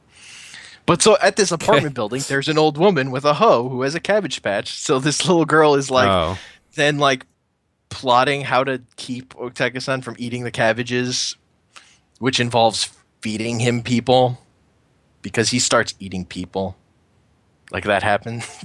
So Sure. there's like first he eats the cat, and they like come home and they just see like the cat skeleton, and they're like spending all their money on like buying like extreme amounts of food. And there's a big thing with like eating in this movie, where like the little kids family like they can't. The dad's like hardworking, but they can't afford meat. Like they never get to eat meat. They're just always eating these soups. There's this great scene where he's like has the soup and he just sees it as like rusty nails, and then they all like scatter and like disappear into it. And he's like poking at it, like looking for the nails, like weird surrealist stuff. So it's all like about perspective, and it has like good horror elements of like this fucking monster, like when it, like a social worker sends up because nobody's like seen their child. And they just like she walks into the room and you just see the door smash and this giant thing like comes like with like a baby squeal comes out and you see blood splatter on the window. It's great. Huh. All right, It's then. a great movie. This is a movie like my dad and I rented out of the foreign section, like our local Hollywood video when I was a kid. Oh, okay. It was like just like discovered it without knowing what it was and was fucking blown away. You can't do that anymore. That does not exist anymore. No. The internet ruins any sense of discovery. Pretty much. It's too bad, kind of. At the same time, it also helps you discover a lot of stuff you might like. There's only one movie this guy made is on Netflix, but on streaming Netflix, there's the movie Alice, which is his version of Alice in Wonderland, is up streaming on Netflix for people to watch. And that is like a version of Alice in Wonderland where the white rabbit was like a taxidermied rabbit that like removes the nails from its feet and like empties out the sawdust from it before when it comes alive. It's It's like all terrifying. it's all like rotten meat and rusty nails. It's great. With like lots of animal skeletons. Because like it's Alice like falls asleep in her family's attic, so the whole world takes on like the relative appearance of stuff that was like lying around in the attic. Awesome. Unsettling and creepy. Like Evil Dead? Yeah. So I watched that. The recent Evil Dead, the Evil Dead Yeah. remake thing, I like that movie. which I really like. I really like that movie. That's a good Yeah. horror movie. It is. I love those effects. Those effects are fucking great. I don't remember the effects specifically. I just kind of like how they made some like nods to the original stuff, but made it an actual like their own thing using the same premise and Yeah, like not they- silly. Yeah. So they take out the hero, but they like distribute the moments he had to the other characters Yeah. to keep you on your toes of like who's gonna make it out, who's gonna like survive. It's like unexpected, though it's still using plot points. Like a character chops their own hand off, a character smashes like just their character. Both male characters are wearing blue shirts, so you don't know which one. Like one of them is supposed to be Ash, because Ash wearing a blue shirt was like a thing. Yeah. It was a thing that the filmmakers came to hate because they like hated that color of shirt by the time Evil Army of Darkness came around. But they were like, "Fuck, we put it in a prophecy. We got to stick with it. Continuity." In the care remake, isn't there an Ash, but it's like the girl? Well, she's the one who ends up like being the That hero character who wields Yeah. the chainsaw. Also, that scene where it rains blood, that's I fucking yeah. love that. And I love that end fight where like they're also play with stuff of lots of characters getting their hands all fucked up because it's like who's gonna be Ash to get their hand cut off. And when Yeah. she gets her hand cut off, fucking it's like a car lands on it and she has to like fucking pull it out. It's like you see Oh, the yeah. bone and shit tearing. You're right. Ah. I remember that now. Yeah, really that's like really it. gross. The movie is a really good gore show. Yeah, it's good. I like it. I suggest people check it out, actually. That's it for movies. Yep, that's all the movies I watched. You want I to don't know talk if I'm about gonna Alabaster? I don't know I what don't know this if I'm- is. I don't know if I'm going to see a movie this weekend. I know a friend talked about it, but it's like seeing Goosebumps or the Charlie Brown movie. It's like, I don't know that I want to do that. Yeah. So Alabaster is another manga by Tezuka, guy who created Astro Boy, Yeah. and that thing I talked about in one of like our first podcasts about the girl who kept changing ages. Yeah. Yeah. That's right. Yeah, so this is from his this is a manga from his like darker period where he was doing more adult stuff, and it's about a guy who gets invisible skin and then enacts revenge. Basically, Is it pretty good? it's pretty good. Okay. It was this was actually a Kickstarter thing. They've like this publisher that has the rights to his stuff was trying to kickstart getting a bunch of his works that were never Tezuka's works that were never published in English. Like kickstarted to get them just brought over and translated, and they've had like varying degrees of success with that. A lot of times, like they started out with like a big goal of getting it all translated, and like the amount of money to spend to get all of it was like just too much. The Kickstarter failed because they were too ambitious about it, and That's really too bad. they just had one for like this 3-volume thing that would like to buy in it was like $70 to get all of it, and that one also failed. Like they've reached for too much from individual things to get all the manga. They haven't hit their goal, but this one hit its goal. It was like it's a 2-volume thing. It was like $35 or something, which was fair. Also, this was just a more interesting story than some of the other stuff that they haven't brought over. It was like revenge tale about a dude with invisible skin. And it's all stud up about racism. The dude is like a really successful black actor who falls in love with this woman who's dating him, and when he asks her to marry him, she's like, "I'm not gonna marry you. I was just dating you because you're successful." It's like she's not gonna marry him because he's black. He gets pretty mad about that, and kind of goes. That's probably insane. fair, though. Yeah, but then he kind of becomes a murdering monster and goes crazy. I see nothing wrong with this. Makes total sense. Yeah, but like that's how it kicks off, and then basically in the first like issue, he gets his revenge. Like that's the story of that first issue, and then it goes on of him finding this other girl who can turn invisible and like wanting to become like a mentor. I haven't read that much further into it, but it keeps going along that thread of him trying to mentor someone. But yeah, it was good. Cool. It like looks really cool in terms of like action and stuff. Like for video people. Oh yeah. Just like invisible skin, man. It's like a machine that's like supposed to work like the Invisible Man movies, where it like makes you fully invisible. Like he meets this guy in prison who is an invisible hand or fingers, I think. But it turns out if you use the ray to make your entire living thing invisible, that kills you. So okay. So that turns out to be bad. So it winds up with invisible skin, which is like he hated his skin. Like he came to hate the color of his skin. Just an interesting Japanese take on racism. Yeah. Interesting. Really cool art style from what you showed too. Yeah. I really like the art in it. It still has Tezuka's like classic cartooniness, but just like a whole different kind of story about it. Where usually what I've seen him do is stuff for kids, whereas this is more adult. Cool.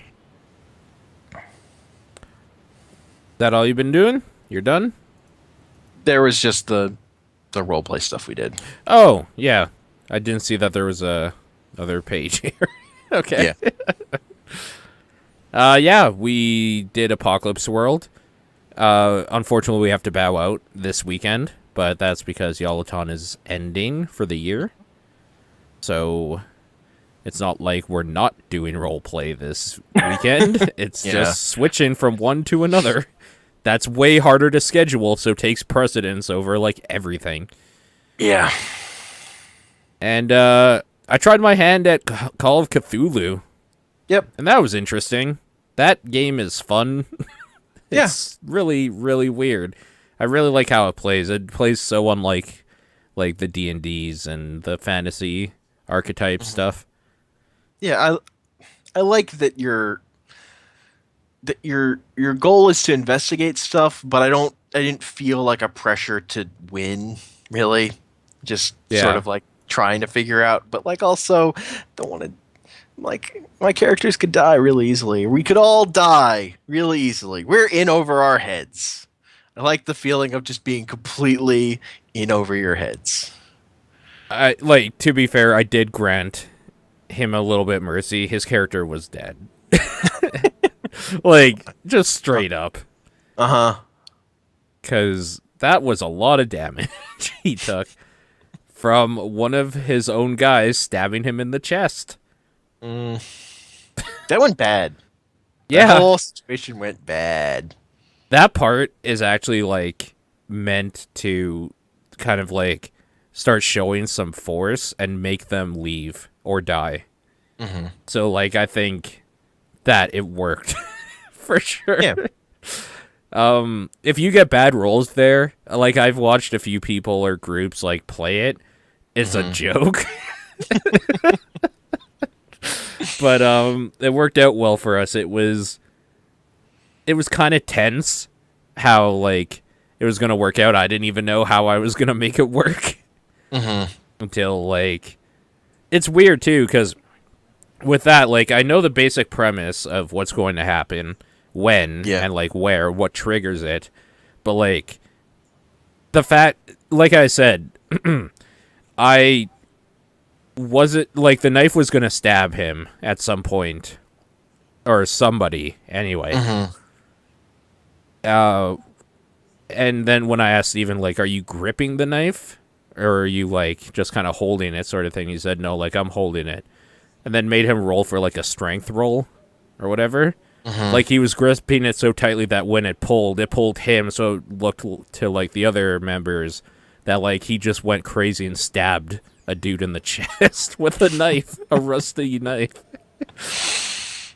Like, it's fun to be able to just take, like, what's going on real time in the game and kind of make it look a certain way to the other characters. That was It's fun. also, it's like fun to have, like, to be playing a role playing session where there's tension on, like, you can't trust your other players, even if, like, Yeah.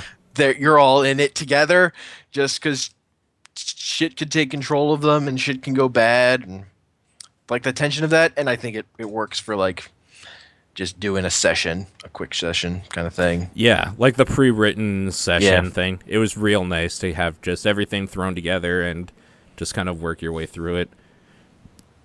I was I was going to be disappointed, to be honest with you, if nobody went up into that bedroom where the bed is. Uh-huh. Because, like, that's kind of like the kicking off point, like, shit can get fucked up here. Because before that, it's just like, I think there's, like, a literal note in the thing where it's just like, do, like, spooky noises or just do weird things to make them uneasy. Like, that is the first thing that's like, okay, now, like, this allows you to do something that'll really start, like, making them wonder what's gonna happen. That was fun. I just like like random objects, just like certain ones are just fucked and evil. Like, Yeah, like the bed. yeah, it's Yeah. just a fucking bed. Like, honestly, like, what it reminds me of is Evil Dead shit. Of, like, Sure, just yeah. shit is evil. I Why mean, is it evil? As a person, I don't fucking know. But, like, you see it and you're like, that shouldn't happen, but that happened. Fuck. yeah. I like how the sanity meter works too, where, like, as you lose sanity, it's harder to keep it as well. Yeah. So you can just get into, like, this spiral where basically every time you roll for sanity, you're going insane over and over. Also, like, the thing where if you're smarter, it's more fucked for you when you see shit that shouldn't happen. Yeah, the, like, inverse thing where you roll for sanity and, like, intelligence, or when what happens is you roll for sanity. If you fail by, like, 5 or whatever or more, you're temporarily you lose 5 or more sanity in one fell swoop. You're temporarily insane, and then you have to roll an intelligence check, and, like, basically you're smart enough to know that your brain is breaking, that your mind is shattering before you. And that, like, just makes you temporarily insane. It's really good. It's a really good system how that works. It's a little bit weird learning how the D100 rolls work. Because it is completely different than how you think it would. You don't necessarily want a high number. In fact, you never want a high number. Yeah. Unless... That like, ends up, once I, like, had my head around that, I was like, oh yeah, that makes sense, because that makes the percentage thing much more clear. And that's why it's split up between the 50 and the 5 percent, because it's like the 5% or under is your crit, essentially, and your 50% is your hard roll. Yeah. Yeah. Seems like if you're really getting low rolls all the time, play Call of Cthulhu, because then your low rolls are good. But then it's also out of 100 instead out of like 6 or 10 it's or just 20. a way to test what kind of luck you have. Do you actually have terrible luck, or do you have just good luck on low numbers? It is, and it's Really a weird dumb. thing to train your brain from, like, seeing a high number and Yeah. just like being like, oh fuck, when you see like a 90. Yeah. Unless you're rolling for insanity, then you want those high numbers. Yeah. Apocalypse World continues to be pretty good. I feel a little bad that we're ditching out the Saturday because of how last session ended. Yeah. But I mean, It has to be done. We gotta do Yalathon. That has to. I mean, like, when did we schedule this session of Yalaton? It was like a month ago. Like, Yalaton gets scheduled at least 1 or 2 months in advance, so it takes precedence. The Apocalypse World seems to be like, at a moment's notice, we could do it. Yeah. So I don't feel bad about it, but I do feel bad about it because I kind of don't want, like, I want the story arc we're on in there to end at least. And then at that point, it's like, yeah, your character died or whatever, and I'd be like, yeah, that's fair. I'll go play another game or something. Like, I just don't want to leave them hanging, sort of thing. They can do whatever with me that they want to after we're at a safe location or something. I think that is it, though. That's all we've been doing. Yeah. Cool. Yep. All right. Well, thank you for listening, and we'll see you in... Well, we won't see you, but you'll hear us next time. Bye.